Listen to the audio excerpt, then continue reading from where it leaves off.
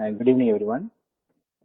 I welcome you all to RADIAN English class for BEOs. Mostly நம்ம டீச்சர்ஸாக இருக்கோம்.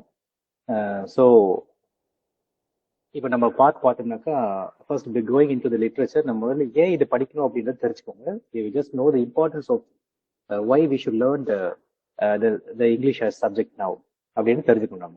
நான் உங்களுக்கு தெரியும் ஆல்ரெடி 150 மார்க்ஸில் நீங்கள் எழுதுவீங்க exam. So most of the students அவங்க கவர் பண்ணுற பேப்பர்ஸ் ரொம்ப என்ன இருக்கும் அப்படின்னாக்கா மேத்ஸ் கவர் பண்ணிடுவாங்க, தமிழ் கவர் பண்ணிடுவாங்க, சயின்ஸ் அண்ட் சோஷியல் சயின்ஸ் இது எல்லாமே அவங்க ரொம்ப ஈஸியாக கவர் பண்ணிடுவாங்க.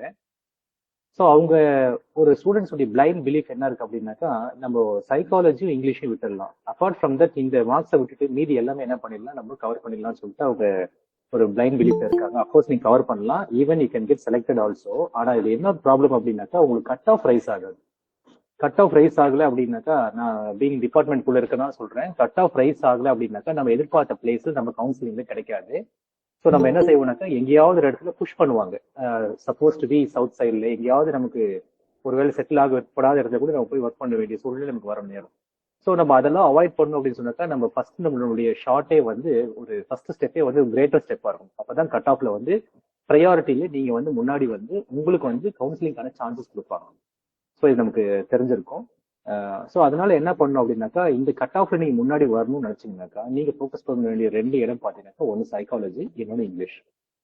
இதுலயும் பாத்தீங்கன்னாக்கா இதையும் நம்ம ஃபில்டர் பண்ணணும்னு வச்சுக்கோங்களேன். சைக்காலஜில கூட ஸ்டூடெண்ட்ஸ் வந்து தரவா இருப்பாங்க. என்ன ரீசன் அப்படின்னாக்கா அவங்க ஒரு டெட் எழுதியிருப்பாங்க ரீசெண்டா, டிஆர்பி ட்ரை பண்ணிருப்பாங்க. ஸோ இதெல்லாம் ட்ரை பண்ணி அவங்க வந்து சைக்காலஜில வந்து ஆல்மோஸ்ட் அவங்க சைக்காலஜி வந்து கொஞ்சம் ஒரே டச்லயே கூட இருந்திருப்பாங்க. ஈவன் பிஎட் பண்ண எல்லாருமே பார்த்தோம்னா நம்ம சைக்காலஜி முடிச்சு தான் வந்திருக்கோம் நம்ம. ஆனால் இங்கிலீஷ் லாங்குவேஜ் அப்படின்னு பாத்தீங்கன்னாக்கா இங்கிலீஷ் லிட்டரேச்சர் ஸ்டூடெண்ட்ஸ் மட்டுமே தான் முடிச்சிருப்பாங்க. ஸோ இது வந்து ஒரு ஒரு ஒரு பாயிண்ட் நீங்க ரொம்ப அவேரா தெரிஞ்சுக்க வேண்டிய விஷயம். இங்கிலீஷ் லிட்டரேச்சர் ஸ்டூடெண்ட்ஸ் மட்டுமே தான் முடிச்சிருப்பாங்க. அவங்களுக்கு வந்து பாத்தீங்கன்னாக்கா இந்த ஒரு பாசிபிலிட்டிஸ் வந்து மற்ற ஸ்டூடெண்ட்ஸ்க்கு வந்து இந்த பாசிபிலிட்டிஸ் இருக்காது. ஸோ லிட்ரேச்சர் அப்படின்னாவே டோட்டலா என்ன பண்ணுவாங்க அப்படின்னாக்கா அவங்க வந்து அவாய்ட் பண்ணிட்டு மீதி எல்லாம் பார்த்துக்கலாம், சைக்காலஜி கொஞ்சம் பார்த்துக்கலாம், ஜென்ரல் நாலேஜ் என்ன பார்த்து தரவா இருந்ததுனாக்கா நம்ம அச்சீவ் பண்ணிருக்கலாம்னு சொல்லிட்டு தாட் இருப்பாங்க. பட் நீங்க தெரிஞ்சுக்கோங்க, இன்னைக்கு வந்து இட்ஸ் ரேட் ரேஸ். எக்கச்சக்கமான பேர் எழுதிட்டு இருக்காங்க. ஸோ நம்ம செலக்ட் ஆகணும்னு சொல்லிட்டு நினைச்சீங்கன்னாக்கா செலக்ட் ஆயிடுவீங்க, அதுல டவுட் கிடையாது. நல்ல ப்ராப்பரா நல்ல ஒரு பிளேஸ்ல செலக்ட் ஆகி நம்ம விருப்பப்பட்ட பிளேஸ்ல உட்காரணும்னு சொல்லிட்டு நினைச்சீங்கன்னாக்கா so you must concentrate more in English language. இது ரொம்ப இம்பார்ட்டன்டான பேப்பர்.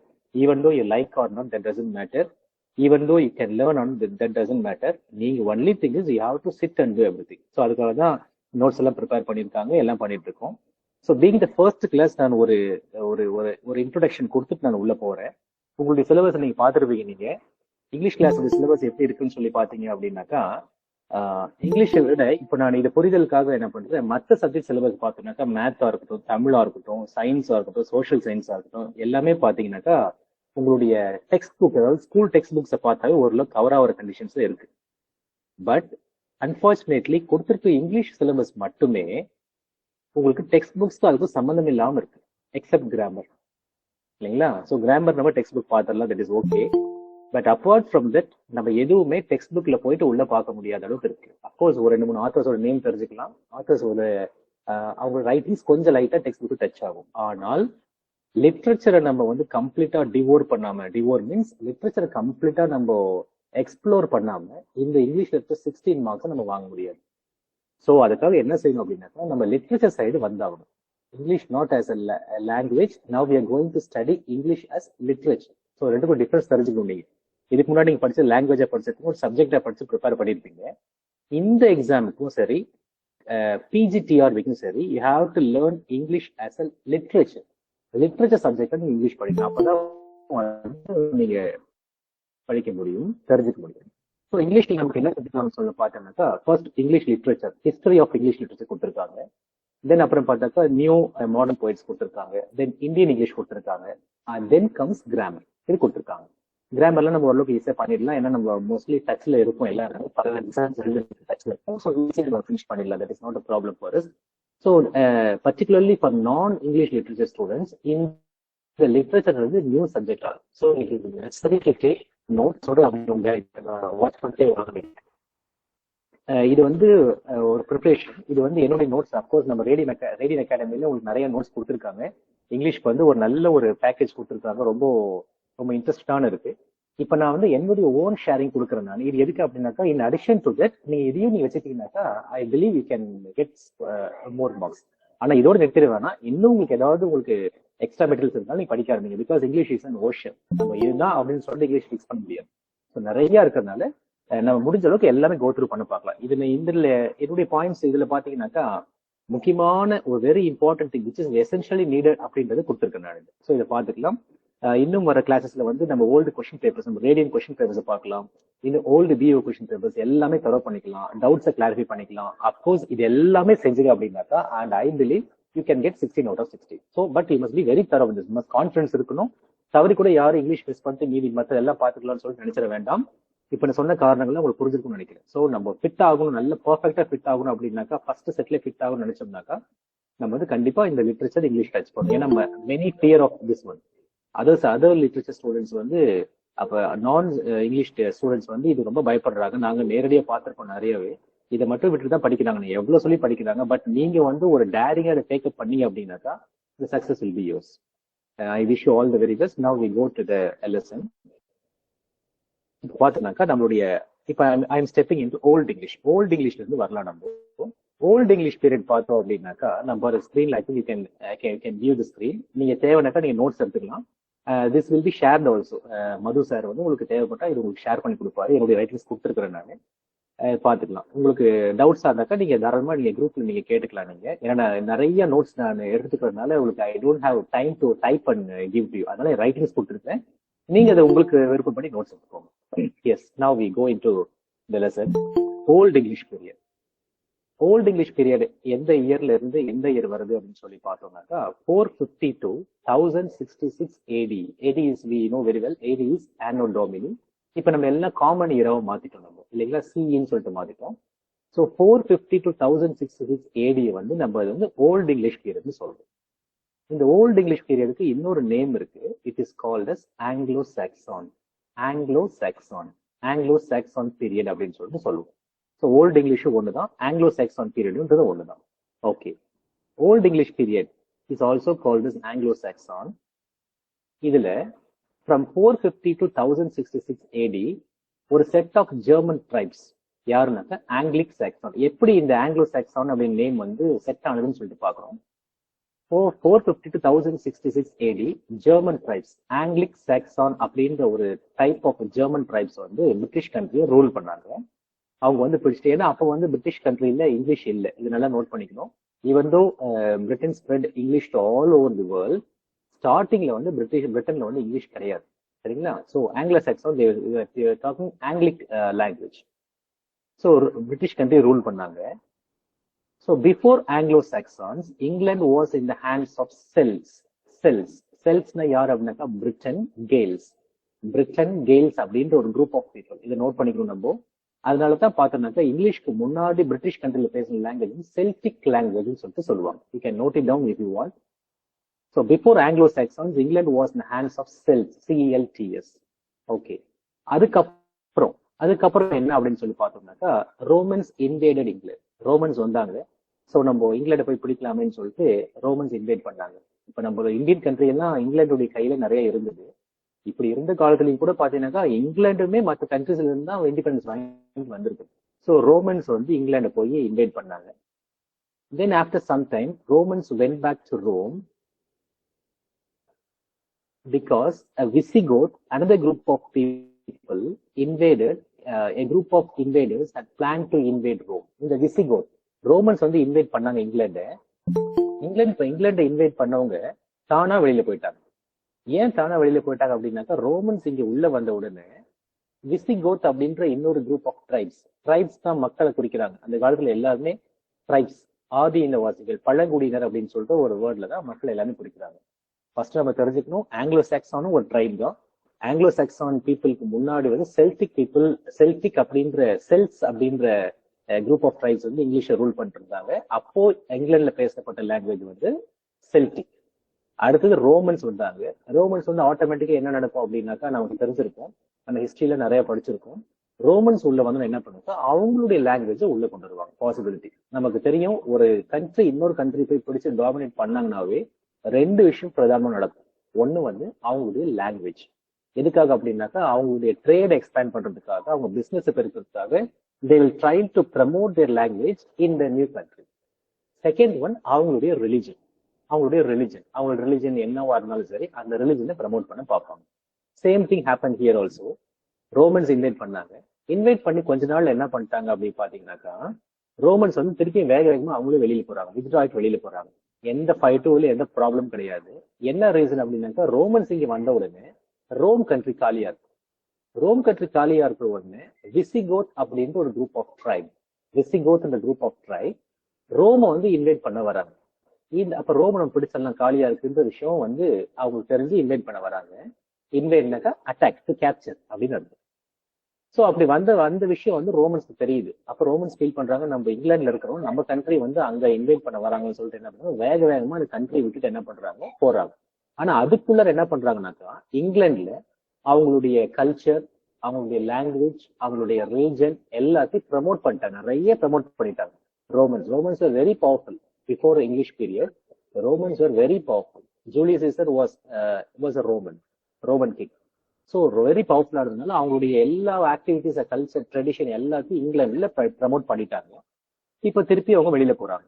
வெளியில போன என்ன நடந்ததுன்னு சொல்லி பார்த்தோம்னாக்கா, next from northern Ireland picked and Scott believed to live in eastern and northern Scotland. அடுத்தது பார்த்தோம்னாக்கா, இங்கிலாந்து வந்து அட்டாக் பண்ண வந்தவங்க யாருன்னு சொல்லி பாத்தீங்கன்னாக்கா, நார்தர்ன் அயர்லாந்து அப்படின்ற இடத்துல இருக்கு பிக்ட் அண்ட் ஸ்காட். இது ஒரு குரூப் ஆஃப் ட்ரைப். நோட் பண்ணிக்கணும். இப்ப நம்ம 3 டைப் ஆஃப் ட்ரைப் பார்த்துருக்கோம். 3வது ட்ரைப் பார்த்திருக்கோம்.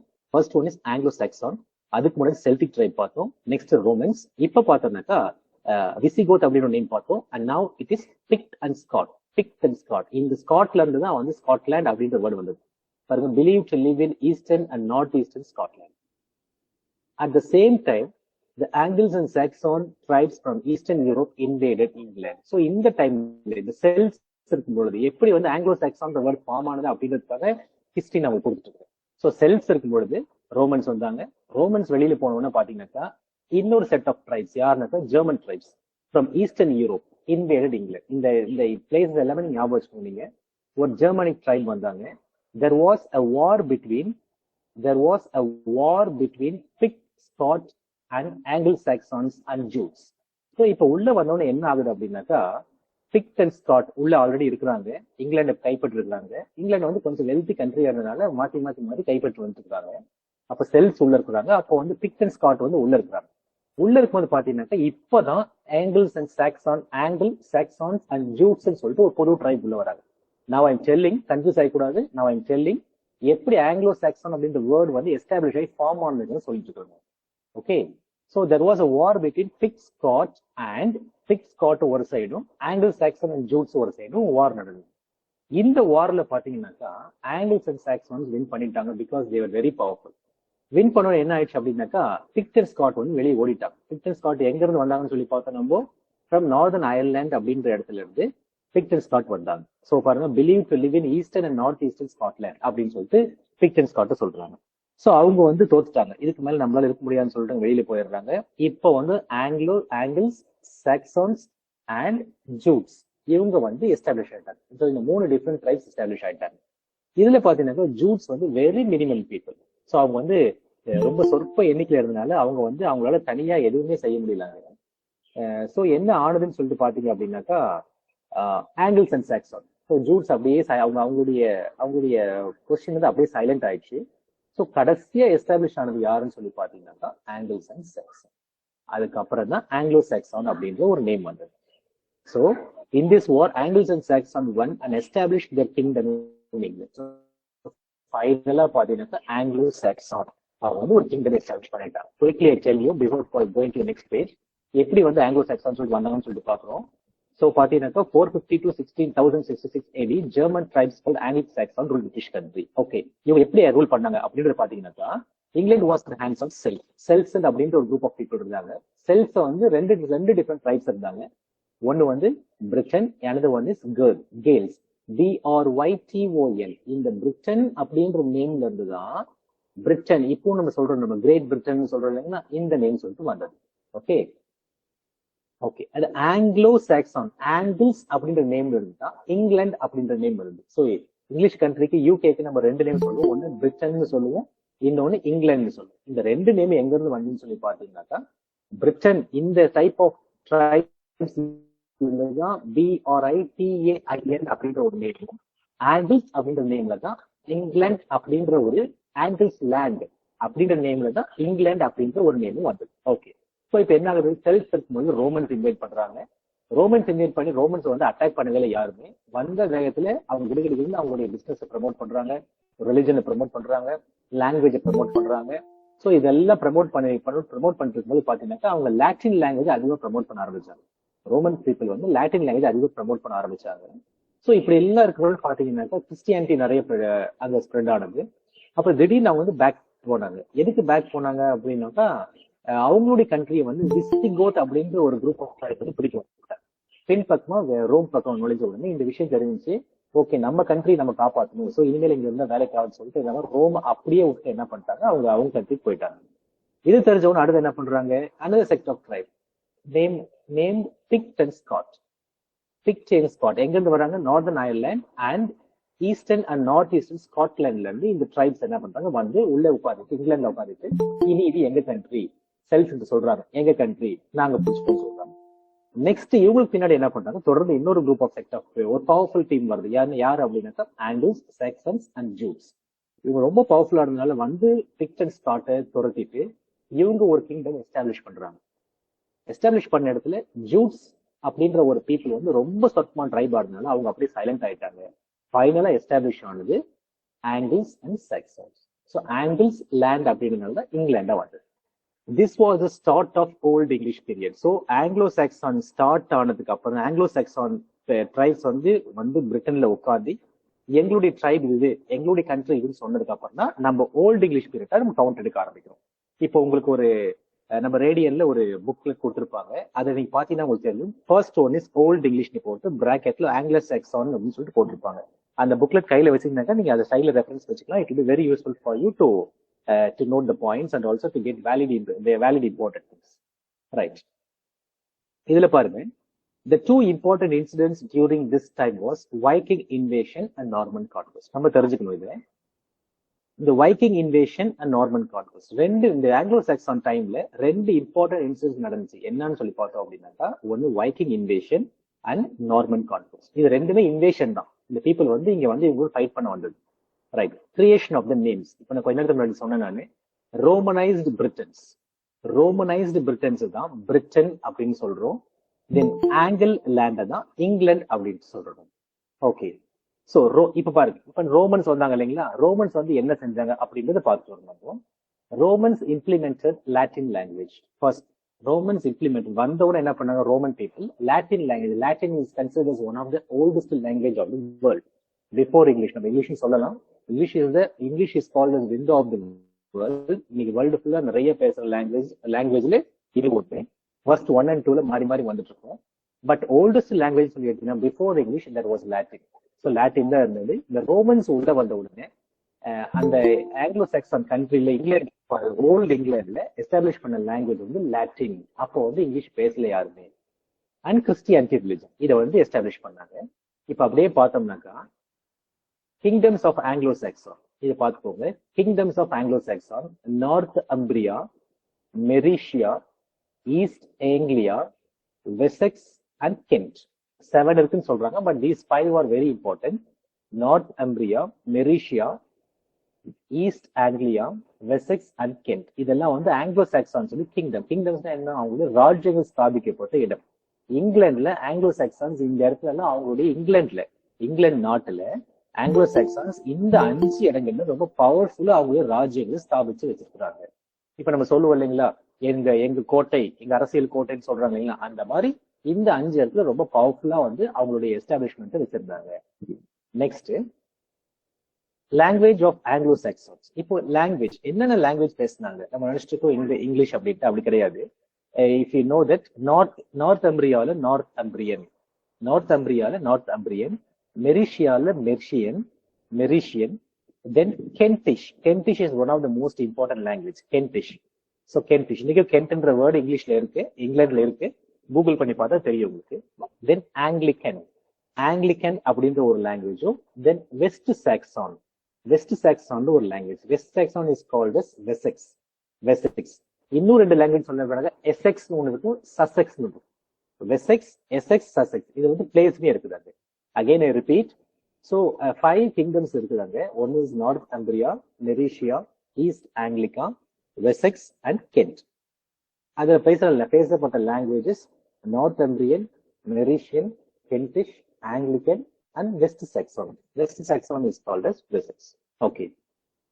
First old English literature were written in Northumbrian language. நம்ம தெரிஞ்சுக்க வேண்டிய விஷயம், ஓல்டு இங்கிலீஷ் லிட்ரேச்சர் பாத்தீங்கன்னாக்கா எந்த லாங்குவேஜ் எழுதியிருக்காங்க, ஃபர்ஸ்ட் ஃபார்மோஸ்ட் லிட்ரேச்சர் எங்க எழுதியிருக்காங்க அப்படின்னாக்கா, அதே இங்கிலீஷ் லிட்ரேச்சர் சொல்றோம் நம்ம. Even though it is not English, English literature ஏன் சொல்றோம் அப்படின்னாக்கா ஒரு கவுண்ட்டுக்காக.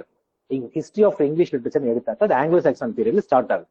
Even though the people did not speak English there, நம்ம அதையும் வந்து ஹிஸ்டரி ஆஃப் இங்கிலீஷ் லிட்ரேச்சர் கொண்டு வரோம். அங்க இருந்து தான் இங்கிலீஷ் வந்து, அதனால அங்க இருந்து எடுத்துக்கணும். So first English literature in the language, it is very important point. It may be asked. Kindly note it down. First English literature book work in the language it is Northumbrian language. And next one, the language spoken in Wessex was considered as the standard language of Anglo-Saxon. If we have knowledge languages, the knowledge languages standard language இப்போ நம்ம fix பண்ணணும் இல்லைங்களா. இப்போ India அப்படின்னாக்கா there must be some national language. South இந்தியானாக்கா ஒரு common language, தமிழ்நாடுனா ஒரு common language. அந்த மாதிரி சொல்லிட்டு அவங்களுடைய காமன் லாங்குவேஜ் ஒன்று ஃபிக்ஸ் பண்றாங்க. Even though they speak many languages. அது என்ன லாங்குவேஜ் அவங்க ஃபிக்ஸ் பண்றாங்கன்னு சொல்லிட்டு பாத்தீங்க அப்படின்னாக்கா வெசெக்ஸ், வெசெக்ஸ்ல பேசப்பட்ட language. The language spoken in Wessex was considered as the standard language of Anglo-Saxon. Okay. Many literary works of Old English was in Wessex language. இந்த point தெரிஞ்சுக்கணும். நிறைய லிட்டரேச்சர் ஓல்டு இங்கிலீஷ் நிறைய literature பாத்தீங்கன்னாக்கா Wessex உடைய லாங்குவேஜ்ல இருக்காது. இது வந்து இங்கிலீஷ் மாதிரி இருக்கும். இங்கிலீஷ்க்கு எக்ஸாக்டா இங்கிலீஷா இருக்காது, பட் இங்கிலீஷ் மாதிரி இருக்கும். Okay, next. ஸோ நம்ம இது கன்ஃபியூஸ் ஆகக்கூடாது. ஃபர்ஸ்ட் லிட்ரேச்சர் ஒர்க் வந்து நார்த்தம்பிரியன் லாங்குவேஜ், பட் நிறைய ஒர்க்ஸ் எந்த லாங்குவேஜ் எழுதியிருக்காங்கன்னு சொல்லி பாத்தீங்கன்னாக்கா வெசெக்ஸ் லாங்குவேஜ் எழுதியிருக்காங்க. Next one is Viking invasion. நம்ம இங்க மேல பார்த்தவங்களுக்கு 2 important incidents அப்படின்னு சொல்லிட்டு உங்களுக்கு நான் காமிச்சேன். I scroll it up. பாருங்க, the 2 important incidents during this time அப்படின்னு சொல்லிட்டு நம்ம பார்த்தோம். நம்ம இது என்னன்னாக்கா first one is Norman conquest and another one is Viking invasion சொல்லி பார்க்கணும். ஸோ அது கொஞ்சம் பார்க்கணும் நம்ம. வைக்கிங் இன்வேஷன் என்னன்னு சொல்லி பார்க்கணும் நம்ம. Now, Viking invasion, cruel people. இந்த ட்ரைப் வைக்கிங் பீப்புள் வந்து ரொம்ப cruel tribes, சரிங்களா? So invaded 2 times against Anglo-Saxon. இவங்க வைக்கிங் இன்வேஷன், ஆங்கிலோ சாக்சன் நல்லா எஸ்டாப்ளிஷ் ஆனதுக்கு அப்புறம் இன்வைட் பண்ண 2 பீப்புள் தான். ஒன்னு வைக்கிங்ஸ், இன்னொன்னு நார்மன்ஸ். நல்லா தெரிஞ்சுக்கணும், நம்ம கன்ஃபியூஸ் ஆகக்கூடாது. ஸோ நல்லா எஸ்டாப்ளிஷ் ஆயிட்டாங்க இங்கிலாந்துல, அதுக்கப்புறம் இது வைக்கிங் வராங்க. இவங்க very cruel people. They invaded 2 times against Anglo-Saxon, but they were defeated. 2 டைமும் வந்தாலுமே அவங்க 2 டைமும் தோற்று போயிட்டாங்க. King Alfred, the king of Wessex, defended England. இதுல பாத்தீங்கன்னாக்கா அந்த வைக்கிங்ஸ் வரும்போது already Anglo Saxons were well established. அவங்க லிட்ரேச்சர் டெவலப் பண்ண ஆரம்பிச்சிட்டாங்க. They started writing books. So எல்லாம் எஸ்டாப்ளிஷ் ஆன கண்ட்ரிக்கு இவங்க வைக்கிங்ஸ் எல்லாம் வந்து ஒரு பண்ண தப்பு. 2 டைமும் அவங்க தோற்றப்பட்டு துரத்தப்பட்டார்கள். எப்படி துரத்தப்பட்டார்கள், யாரால் துரத்தப்பட்டார்கள் சொல்லிட்டு பாத்தீங்கன்னா ஒரு முக்கியமான ஒரு கிங், ஒரு இம்பார்ட்டன்ட் பாயிண்ட். கிங் யார் அப்படின்னா king Alfred. King of Wessex, குறுநில மண்டலம் வச்சுக்கோங்களேன். அங்க இருக்க கிங் ஆஃப் இங்கிலாந்து ஃபுல்லா கிங் எழுதி, இவர் வந்து king of Wessex, defended England, இங்கிலாண்டை பாதுகாத்தார். வெசெக்ஸ் ரொம்ப இம்பார்ட்டன்டான ஒரு பிளேஸ். ஏன்னாக்கா நிறைய லாங்குவேஜஸ் அவங்க வந்து வெசெக்ஸ் லாங்குவேஜ்ல காமன் லாங்குவேஜா நம்ம எடுத்துட்டாங்கன்னு சொல்லிட்டு பார்த்தோம் நம்ம. Okay, so defended England. King Alfred it's very important point, note it down. King Alfred was called as the father of English prose. King Alfred was called as the father of English prose. நமக்கு ஒரு doubt வரலாம், இன்னும் English எழுதவே ஆரம்பிக்கலையே, அதுக்குள்ள எப்படி father of English ப்ரோஸ்ன்னு சொல்லுவாங்கன்னு சொல்லிட்டு ஒரு டவுட் வரலாம். ஏன் இவர் இங்கிலீஷ் ப்ரோஸ் சொன்னாங்க, நிறைய புக்ஸ் வராதுக்கு காரணத்துக்கு முன்னாடி English prose father of English ப்ரோஸ்ன்னு சொன்னாங்களேன்னு சொல்லிட்டு பார்த்தோம். எதுக்காக அப்படின்னாக்கா the main thing is he started writing literature in English language. கொஞ்சம் அப்படியே இங்கிலீஷ் அப்படியே மெதுவா ப்ளூம் ஆக ஆரம்பிச்சது. He encouraged education. இங்க பாருங்க, கிங் ஆல்ஃபிரட் பாத்தீங்கன்னா அப்ப education was very poor. He encouraged education நல்லா கொண்டு வர பார்த்தாரு. தென் அவர் பண்ண ஒரு இம்பார்ட்டன்ட் ஈவென்ட் பாத்தீங்கன்னாக்கா he preserved not only literature of his time but he preserved some old literature before his days. அவருடைய லிட்ரேச்சர் மாத்திரம் இல்லாம அவருடைய டைம்ல இருக்க லிட்ரேச்சர் மாத்திரம் இல்லாம what ever the language maybe கென்டிஷா இருக்கலாம், வெசெக்ஸா இருக்கலாம், நார்த் அம்பிரிங்கா இருக்கலாம், but he gave due importance to all literature and education and literary works. So அவரு இது எல்லாமே ப்ரிசர்வ் பண்ண ஆரம்பிச்சாரு. அது மட்டும் கிடையாது, அதுக்கு அவருடைய டேஸ்க்கு முன்னாடி இருந்த லிட்ரேச்சர்ஸ் என்ன பண்ண முடிஞ்ச அளவுக்கு அவரால் எவ்வளவு முடியுதோ அவளை கலெக்ட் பண்ணி ப்ரிசர்வ் பண்ணி எஜுகேஷனுக்கு ஒரு இம்பார்ட்டன்ஸ் கொடுத்தாரு. அதனாலதான் நம்ம ஃபர்ஸ்ட் பாயிண்ட்ல பார்த்தோம், he gave more importance to education சொல்லி பார்த்தோம். Next, translates Boethi's consolation of philosophy. Just kindly note it down. Boethi's, B-O-E-T-H-I-U-S apostrophe S. B-O-E-T-H-I-U-S apostrophe S. Boethi's consolation of philosophy அப்படின்ற ஒரு புக்கை வந்து லாட்டின்ல இருந்து இங்கிலீஷ்க்கு டிரான்ஸ்லேட் பண்றாரு. Kindly note it down, from Latin to English. ஒரு சில புக்ஸ்ல பாத்தீங்கன்னாக்கா போத் இஸ் டி கன்சலேஷன் இருக்கும். போத் ஆர் சேம், கன்ஃபியூஸ் ஆகிக்க வேண்டாம். Boethius the consolation of philosophy பாருங்க. தென் இன்னொரு டிரான்ஸ்லேஷன் கொடுக்குறாரு, என்னன்னாக்கா டிரான்ஸ்லேட்ஸ் பீட். பீட் அப்படின்ற ஒரு ரைட்டருடைய எக்லிசியாஸ்டிக்கல் ஹிஸ்டரி ஃப்ரம் லாட்டின். இது ரெண்டுமே Latin books. First one is Boethius consolation of philosophy, another one Bede. Bede அப்படின்ற ஒரு போத்தீஸ் அப்படின்ற ஒரு ரைட்டருடைய கன்சலேஷன் ஆஃப் பிலாசபியும், பீட் அப்படின்ற ரைட்டருடைய எக்லிசியாஸ்டிக்கல் ஹிஸ்டரி ஃப்ரம் லாட்டின். இது எல்லாத்தையும் என்ன பண்றாருனாக்கா அவரு டிரான்ஸ்லேட் பண்ணி லாட்டின்ல இருந்து இங்கிலீஷ் கொண்டு வர டிரான்ஸ்லேட் பண்ணிட்டு இருக்காரு. இங்கிலீஷ்னா எந்த language? Old English language. Old English language எப்படி இருக்கும்னு சொல்லிட்டு உங்களுக்கு தெரியும் அப்படின்னு சொல்லி பாத்தீங்கன்னாக்கா, நான் ஒரு கிளாஸ் எடுக்கும்போது கூட ஸ்டூடெண்ட்ஸ் சொல்லிட்டு இருந்தேன், நான் நம்மளுடைய பிரசன்ட் இங்கிலீஷ் மாதிரி இருக்காது. ஈவன் ஷேக்ஸ்பியர் இங்கிலீஷ், ஷேக்ஸ்பியர்ஸோட புக்கை நீங்க வாங்கி பாத்தீங்கன்னாக்கா நல்ல ஒரு ரீஃபைன்டு வெர்ஷன் பார்த்தா சிம்பிள் இங்கிலீஷ் கொடுத்துருப்பாங்க. பட் எக்ஸாக்ட் ஷேக்ஸ்பியருடைய புக்கை எடுத்து படிச்சோம்னு வச்சுக்கோங்களேன், we cannot read and understand in one sitting. ஒரு சிட்டிங்கே நம்மளால படிச்சு அண்டர்ஸ்டாண்ட் பண்ணவே முடியாது. என்னன்னாக்கா ரொம்ப டிஃப்ரெண்டா இருக்கும். ஃபார் எக்ஸாம்பிள் நமக்கு தெரிஞ்சிருக்கும், Shakespeare is known for his plays. அவர் 37 பிளேஸ் எழுதியிருக்காரு. ஒரு பிளே வந்து ஹி லெஃப்ட் அன்பினிஷ்ட், இதெல்லாம் நமக்கு தெரியும். அவருடைய ஃபேமஸ் பிளேன்னு சொன்னாக்கா ஜூலியஸ் சீசர் நம்ம கேள்விப்பட்டிருப்போம் எல்லாருமே. இந்த ஜூலியஸ் சீசர்ல பாத்தீங்கன்னாக்கா நமக்கு தெரியும், Julius Caesar was a Rome empire. நான் இது இங்கிலீஷ் எப்படி இருக்குன்றதா சொல்ல வரேன், நான் கன்ஃபியூஸ் ஆகிக்க வேண்டாம். Julius Caesar was a Rome king. அவர் கிங் ஆயிட்டு வந்த உடனே அவர் ஒரு பெரிய ஊர்வலம் போகுவாரு. ஊர்வலம் போகும்பொழுது ஒரு மாப், ஒரு group of mob started attacking him. அவர் வந்து கொல்ல வருவாங்க. So he defended every one, எல்லாரையும் வந்து டிஃபெண்ட் பண்ணிட்டே வருவாரு.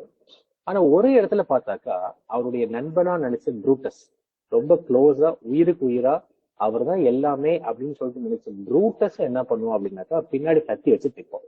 It was the climax of the it was change. It's big change in that Julius Caesar.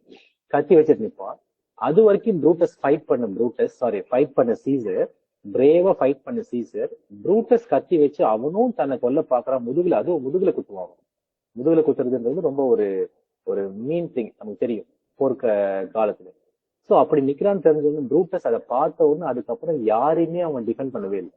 ஏன்னா ஷாக், ப்ரூட்டஸே இப்படியா, என் கூட இந்த ப்ரூட்டஸே இப்படியா, நீ ஏன் குத்தும் பொழுது எனக்கு இந்த உயிரே தேவையில்லை அப்படின்னு சொல்லிட்டு ப்ரூட்டஸ் வந்து அந்த நிமிஷமே ஸ்டாப் பண்ணிடுவார். அது ஷேக்ஸ்பியர் லாங்குவேஜ்ல படிக்கும் பொழுது பயங்கர ஒரு நமக்கே ஒரு புல் அரிக்கும், அந்த அளவுக்கு இருக்கும் அது. அப்போ அவர் வந்து ஜூலியஸ் சீசர் ஒரே ஒரு டயலாக் வந்து சொல்லுவார் ப்ரூட்டஸ், என்னன்னாக்கா யூடியூப் ப்ரூட்டஸ், நமக்கு எல்லாம் தெரிஞ்ச விஷயம் தான். யூடியூப் ப்ரூட்டஸ் சொல்லிட்டு ஒரு டைலாக் சொல்லுவார். பட் யூடியூப் ப்ரூட்டஸ்ன்றது பாத்தீங்கன்னாக்கா ரொம்ப அட்வான்ஸ்டு ரீஃபைன்ட் லாங்குவேஜ். நம்மளுடைய புரிதலுக்காக அதை சிம்பிளை பண்ணி சொல்லிடுறாங்க. ஷேக்ஸ்பியர் லாங்குவேஜ் அது எப்படி இருக்குன்னு சொல்லி பாத்தீங்க அப்படின்னாக்கா, ஏ டு ப்ரூட்டே, ஸ்பெல்லிங் வந்து EUTUBRUTAE இப்படிதான் இருக்கும்.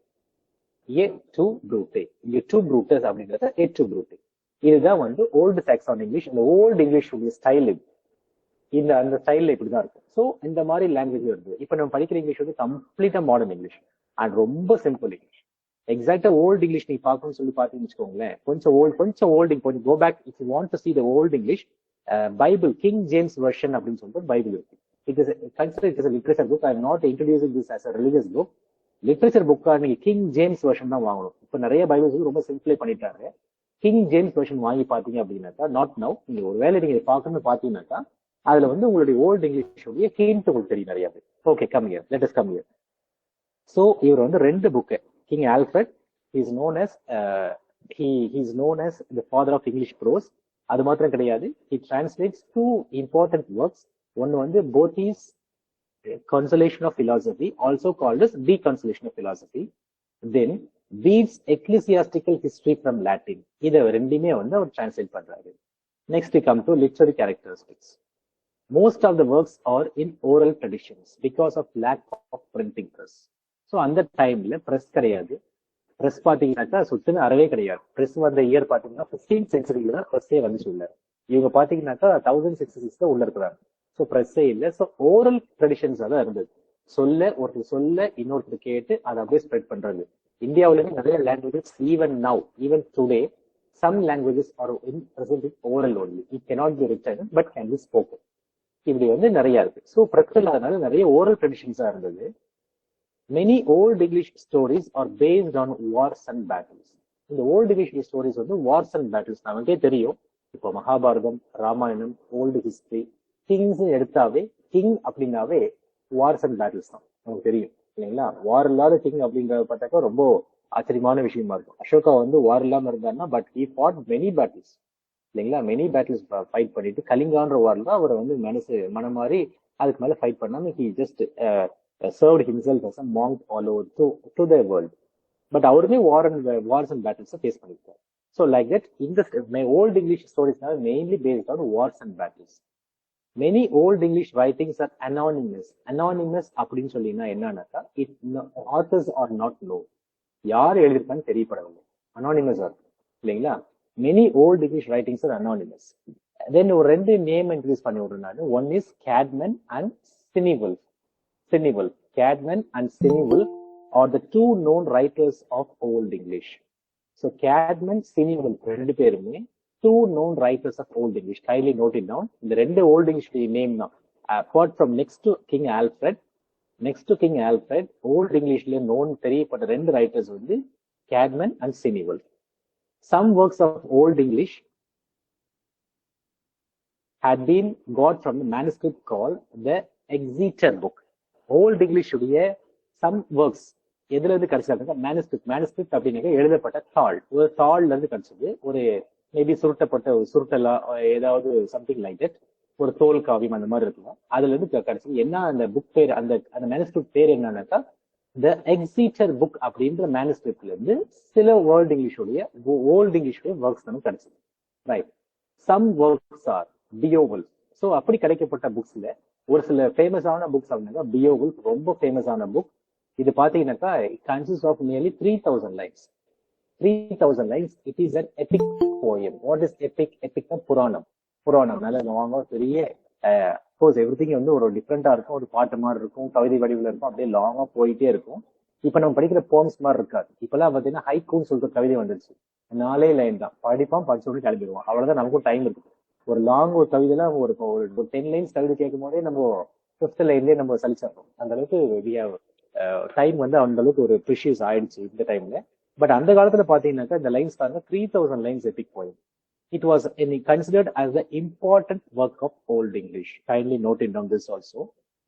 So in the Beowulf பத்தி பாத்தீங்கன்னாக்கா it is a heroic poem. Beowulf is a protagonist of the poem. Beowulfன்றது அந்த போமுடைய ஒரு ஹீரோ, protagonist, ஒரு புரட்சியாளர். He kills the monster called Grendel, killed the mother of Grendel also. இந்த இவர் எதிர்த்து புரட்சி பண்றாருன்னு சொல்லி பாத்தீங்கன்னாக்கா ஒரு மான்ஸ்டர்னா ஒரு பூதம் வச்சுக்கலாமே. Everything is assuming. பூதம் இருக்கா இல்லையான்ற கான்செப்ட் நான் பேச, எவ்ரிதிங் இஸ் அஸ்யூமிங். ஒரு கிரண்டல் அப்படின்ற ஒரு பூதத்துக்கு ஆப்போசிட். அந்த கிரண்டல் கொஸ்டின்ஸ்ல கேட்க சான்சஸ் இருக்கு. நம்ம எப்படி இந்த ஃபர்ஸ்ட் கிளாஸ் நான் இந்த கொஞ்சம் பிளைனா போயிட்டு இருக்கேன். நெக்ஸ்ட் கிளாஸ் வந்து ரொம்ப இன்டெப்தா உள்ள லிட்டரேச்சர்ல போயிடலாம் நம்ம. ஓகே. சோ மான்ஸ்டர் கிரண்டல் அப்படின்ற ஒரு மான்ஸ்டரை அவரை கொல்றாரு. கிரண்டலை மாத்திரம் கொல்லாம தொடர்ந்து என்ன பண்ண கிரண்டலுடைய அம்மாவை சேர்த்து கொள்றாரு. இதுதான் வந்து இந்த போமா இருக்குது. நெக்ஸ்ட் போம் இஸ் டியோர்னு சொல்லிட்டு ஒரு போம். இது வந்து 42 lines. ஃபர்ஸ்ட் ஒன் பியோவுல்ஃப் பார்த்தோம், நெக்ஸ்ட் ஒன் டியோர் பார்த்தோம். 42 lines. The Dream of the Road, Christianity Based Poems. அடுத்து பாருங்க, டியோருக்கு அடுத்தது பாத்தீங்கன்னா The Dream of the Road அப்படின்னு சொல்லிட்டு ஒரு போம் பார்க்கிறோம். இது வந்து கிறிஸ்டியன் லைஃப் பேஸ் பண்ண ஒரு போயம் இது. Next one is The Wanderer அப்படின்னு சொல்லிட்டு ஒரு போயம் பார்க்கிறோம். The Seafarer is called as சீஃபேரர் கடலை பத்தி ஒரு வாழ்க்கை. NARINE நம்ம பெரும்பாலும் நினைச்சிட்டு இருக்கோம் NARINE மெரைன் அப்படின்னு தான் நம்ம எல்லாரும் ஸ்பெல் பண்ணுவோம். But it is not marine. The exact pronunciation of NARINE is marine. It is marine. Google பண்ணி பார்த்தாக்கா நீங்க தெரியும் உங்களுக்கு. It is marine. நிறைய வேர்ட்ஸ் நம்ம வந்து தெரிஞ்சே நம்ம ஒரு சில வேர்ட்ஸ் தப்பு பண்ணிட்டு இருக்கோம். அப்கோர்ஸ் நம்ம பிகாஸ் ஆஃப் தி சொசைட்டி அவங்க பேசுறதுனால அப்படியே மறி வளருது. என்ன அப்படின்னு சொல்லி பார்த்தா RESUME ரெஸ்யூம்னு சொல்றோம் நம்ம. It is not resume, it is resume. RESUME it is resume. அதே மாதிரி BUFFAE பஃபே சிஸ்டம், பஃபே ஃபுட்னு சொல்றோம். It is not buffet, it is buffet. It has to be pronounced as buffet. So இந்த words எல்லாம் வந்து நமக்கு because of influence of Tamil also ஒரு சில words xerox XEROX வந்து நம்ம ஜெராக்ஸ் சொல்றோம். It is not J, it is not xerox, it is xerox, ஜீரோன்னு சொல்றோம். ஸோ இதெல்லாம் because of some influence of Tamil language also. So அந்த மாதிரி தான் இந்த marine life. It is not marine, it's marine பயாலஜின்னு சொல்லுவீங்களா அந்த மாதிரி. ஸோ சீஃபேரர் இந்த புக்ஸ் எல்லாம் ரொம்ப இம்பார்ட்டன்டான புக்ஸ். ஐ கம் பேக் பாருங்க. இந்த ஓல்டு இங்கிலீஷ் பீரியட்ல பாத்தீங்கன்னாக்கா ஒரு சின்ன quick revision. Old English literature எல்லாமே அனானிமஸ் இருந்தது. அனானிமஸ் அப்படின்னாக்கா நாட் எல்லாமே இல்லை, மெனி ரைட்டிங்ஸ் அனானிமஸ், யாரும் எழுதப்படல. இதுல தெரிஞ்ச ரைட்டர்ஸ் சொல்லி பார்த்தோம்னாக்கா ரெண்டு நேம் வந்து நல்லா தெரிய வந்திருக்கு. என்னன்னாக்கா ஒன்னு கேட்மன், அனதர் ஒன்னு சினி வுல்ஃப். சில வந்து சைன் வுல்ஃப்னு சொல்லுவாங்க. But pronunciation differs. English is an unphonetic language. இப்ப தமிழ்ல காய் பாயில் அப்படின்னா கப்பல், பட் இங்கிலீஷ் நம்ம சொல்ல முடியாது இல்லைங்களா. CHAE அப்படின்னா ஒண்ணு கே அப்படின்ற சவுண்ட் வரும், சேன்ற சவுண்ட் வரும், சேன்ற சவுண்ட் வரும். Because English is an unphonetic language. It can be taught, it can be understood, it can be spoken only by practice. அதாவது இங்கிலீஷை பேசுறதுக்கு பிராக்டிஸ்லயே இருக்கு. ஜஸ்ட் தியரியை வச்சு இங்கிலீஷ் படிக்க முடியாது. Only when you practice you can speak a good English. அதுதான் சொல்லுவாங்க தியரி மாத்திரம் படிச்சு இங்கிலீஷ் படிக்க முடியாது. நான் புக்கை நிறைய படிக்கிறேன் அப்படின்னாக்கா English you can learn English, but you cannot speak English unless you speak. நம்ம தப்பா பேசி பழகினால் மாத்திரமே தான் இங்கிலீஷால இங்கிலீஷ் நம்ம பேச முடியும். நிறைய படிச்சிருக்க நிறைய லேர்ன் பண்ணிக்கலாம். that is 100% right. But if you want to speak, you have to speak. Right or wrong, you have to speak. Okay. இங்க வருவோம் நம்ம. So some works of old English இதுல பாத்தீங்கன்னாக்கா ஒரு மேனுஸ்கிரிப்ட் வந்து எடுத்துருக்காங்க. அந்த மேனுஸ்கிரிப்ட் பேர் வந்து தி எக்ஸிட்டர் புக். இதில் இந்த எக்ஸிட்டர் புக்கில் எடுக்கப்பட்ட ஒரு சில போம்ஸ் பாத்தீங்கன்னாக்கா என்னன்னாக்கா BEO Wolf 3000 லைன்ஸ் இருக்கு. It is an epic poem. Important work of இந்த BEO Wolf தான் இம்பார்ட்டன்ட் ஒர்க் ஆஃப் இங்கிலீஷ் சொல்றாங்க. அப்புறம் ஹீரோயிக் போயம். BEO Wolfன்றது இது புரோட்டகானிஸ்ட், ஒரு புரட்சியாளர். இதுல வந்து பாத்தீங்கன்னாக்கா அவங்களுடைய கிரண்டல் அப்படின்ற ஒரு பூதத்தையும் அவங்களுடைய அம்மாவையும் கொல்றாரு. இதுதான் போயமா இருக்கு. Many old English writings anonymous. அனானிமஸ்னாக்க யார் எழுதினா அந்த போர்ஷன்ஸ் அப்படின்னு சொல்லிட்டு தெரியாம இருந்தது. அதுல பார்த்தோம்னாக்கா ரெண்டு பேரோட நேம் வந்து நல்லா தெரிஞ்சிருந்துச்சு. One is Caedmon and another one is Cynewulf are the two known writings of old English. So இவங்க ரெண்டு பேருமே வந்து பெஸ்ட் ரைட்டர்ஸ் ஓல்ட் இங்கிலீஷ் இருந்தாங்க. Some of the works of old English had been got from the manuscript called the Exeter book அப்படின்ற ஒரு manuscript, ஒரு கையால் எழுதப்பட்ட தோல் சொருள்னு வச்சுக்கலாமே. ஸோ அந்த தோல் சொருள் எழுதப்பட்ட ஒரு மேனுஸ்கிரிப்ட்ல இருந்து தி எக்ஸிட்டர் புக் அது பேரு. அந்த நிறைய ஓல்டு இங்கிலீஷ் ஒர்க்ஸ் கிடைச்சது. அந்த ஓல்டு இங்கிலீஷ் ஒர்க்ஸ்ல பெஸ்ட்னு சொல்லி பார்த்தோம் அப்படின்னாக்கா BEO Wolf அப்படின்ற ஒரு போம் வந்து ஒரு பெஸ்ட் போம். அது வந்து இட் கன்சிஸ்ட் ஆஃப் 3000 லைன்ஸ். அது வந்து ஒரு எபிக் போம், ஒரு புராணம் பாடல் மாதிரி இருக்கும். It is considered as the important work of old English till now. இன்னைக்கு ஓல்டு இங்கிலீஷ் உடைய பெஸ்ட் ஒர்க் எதுன்னு சொல்லி கேட்டாக்கா BEO Wolf அப்படின்ற ஒரு இந்த எபிக் போம் சொல்லலாம். அது வந்து ஒரு heroic poem. BEO Wolf is protagonist of the poem. இந்த BEO Wolfன்றது அவர் ஹீரோ. இது வந்து ஒரு புரோட்டகானிஸ்ட், ஒரு புரட்சியாளர். எதுக்கு பண்றான்னு சொல்லி பார்த்தோம்னாக்கா ஒரு மான்ஸ்டர் இருக்குது. அந்த மான்ஸ்டருடைய பேரு கிரண்டல். அந்த கிரண்டல் அப்படின்ற மான்ஸ்டர் அப்புறம் அதோடைய அம்மா, இது ரெண்டுக்கும் ஆப்போசிட்டா புரட்சி பண்ணி அந்த கிரண்டலையும் மான்ஸ்டரையும் வின் பண்றது இந்த ஃபுல் போமா இருக்கு. நெக்ஸ்ட் BEO Wolf அடுத்தது எது பெஸ்டா இருக்குனாக்கா டியோர் அப்படின்ற ஒரு poem. It is Deor, not door, it is Deor, DEOR. It consist of 42 lines. டியோருக்கு அடுத்தது the dream of the rood அப்படின்ற ஒரு poem. It is Christianity based poem, dream of the rood அப்படின்றது. நெக்ஸ்ட் கம் வாண்டரர் அப்படின்ற ஒரு poem. The next one is seafarer. இதுதான் வந்து old இங்கிலீஷ்ல கொடுக்கப்பட்ட புக்ஸ்ல பெஸ்ட் புக்ஸா வந்து கன்சிடர் பண்றாங்க. இந்த சீஃபேரர் வந்து marine life it is not marine, it has to be pronounced as marine, marine, M-E-R-I-N-E, marine. So marine life promote பண்ற poem. So best books ன்னு சொல்றோம்னாக்கா ஓல்ட் இங்கிலீஷோட பெஸ்ட் புக்ஸ் அப்படின்னு சொன்னோம்னாக்கா ரெண்டு ஆத்தர்ஸ், ஒன்னு கேட்மன் அண்ட் சினிவல். அப்புறம் best books சொன்னோம்னாக்கா, பெஸ்ட் போம்ஸ் சொன்னோம்னாக்கா மாஸ்டர் பீசஸ் என்னன்னாக்கா பியோவுல்ஃப். இந்த first one Beowulf 3000 lines. Next Dior 42 lines. Dream of the Road, Christianity based poem, The Wanderer and The Seafarer. So இதெல்லாமே இந்த volt English உடைய best versions பார்க்கணும். Next come Norman conquest. இப்போ இது வரைக்கும் Anglo Saxon நல்லாவே தான் போயிட்டு இருந்தது. போயிட்டு இருக்கும்போது பாத்தீங்கன்னாக்கா நமக்கு ரெண்டு இன்வேஷன்ஸ் பார்த்தோம். நம்ம வைக்கிங் இன்வேஷன் வந்து நார்மன் கான்குவெஸ்ட் பார்த்தோம். இந்த நார்மன் கான்குவெஸ்ட் பார்த்தோம்னாக்கா வைக்கிங்ஸ் வந்தாங்க ஃபர்ஸ்ட், பட் 2 times வந்தாங்க, அவங்க டிஃபீட் ஆகி ஓடிட்டாங்க. வைக்கிங்ஸால சக்சீட் பண்ண முடியல பிரிட்டிஷ் பீப்புளால, that is Anglo Saxon win பண்ண முடியல. பட் நார்மன்ஸ் அடுத்தது. நார்மன்ஸ் எங்க இருந்து வந்தாங்கன்னு சொல்லி பார்த்தோம்னாக்கா பிரான்ஸ்ல இருந்து வராங்க. இவங்க வந்து ரொம்ப பவர்ஃபுல்லா வராங்க, ஆங்கிலோ சாக்சனுக்கு ஆப்போசிட் ரொம்ப பவர்ஃபுல்லா வராங்க.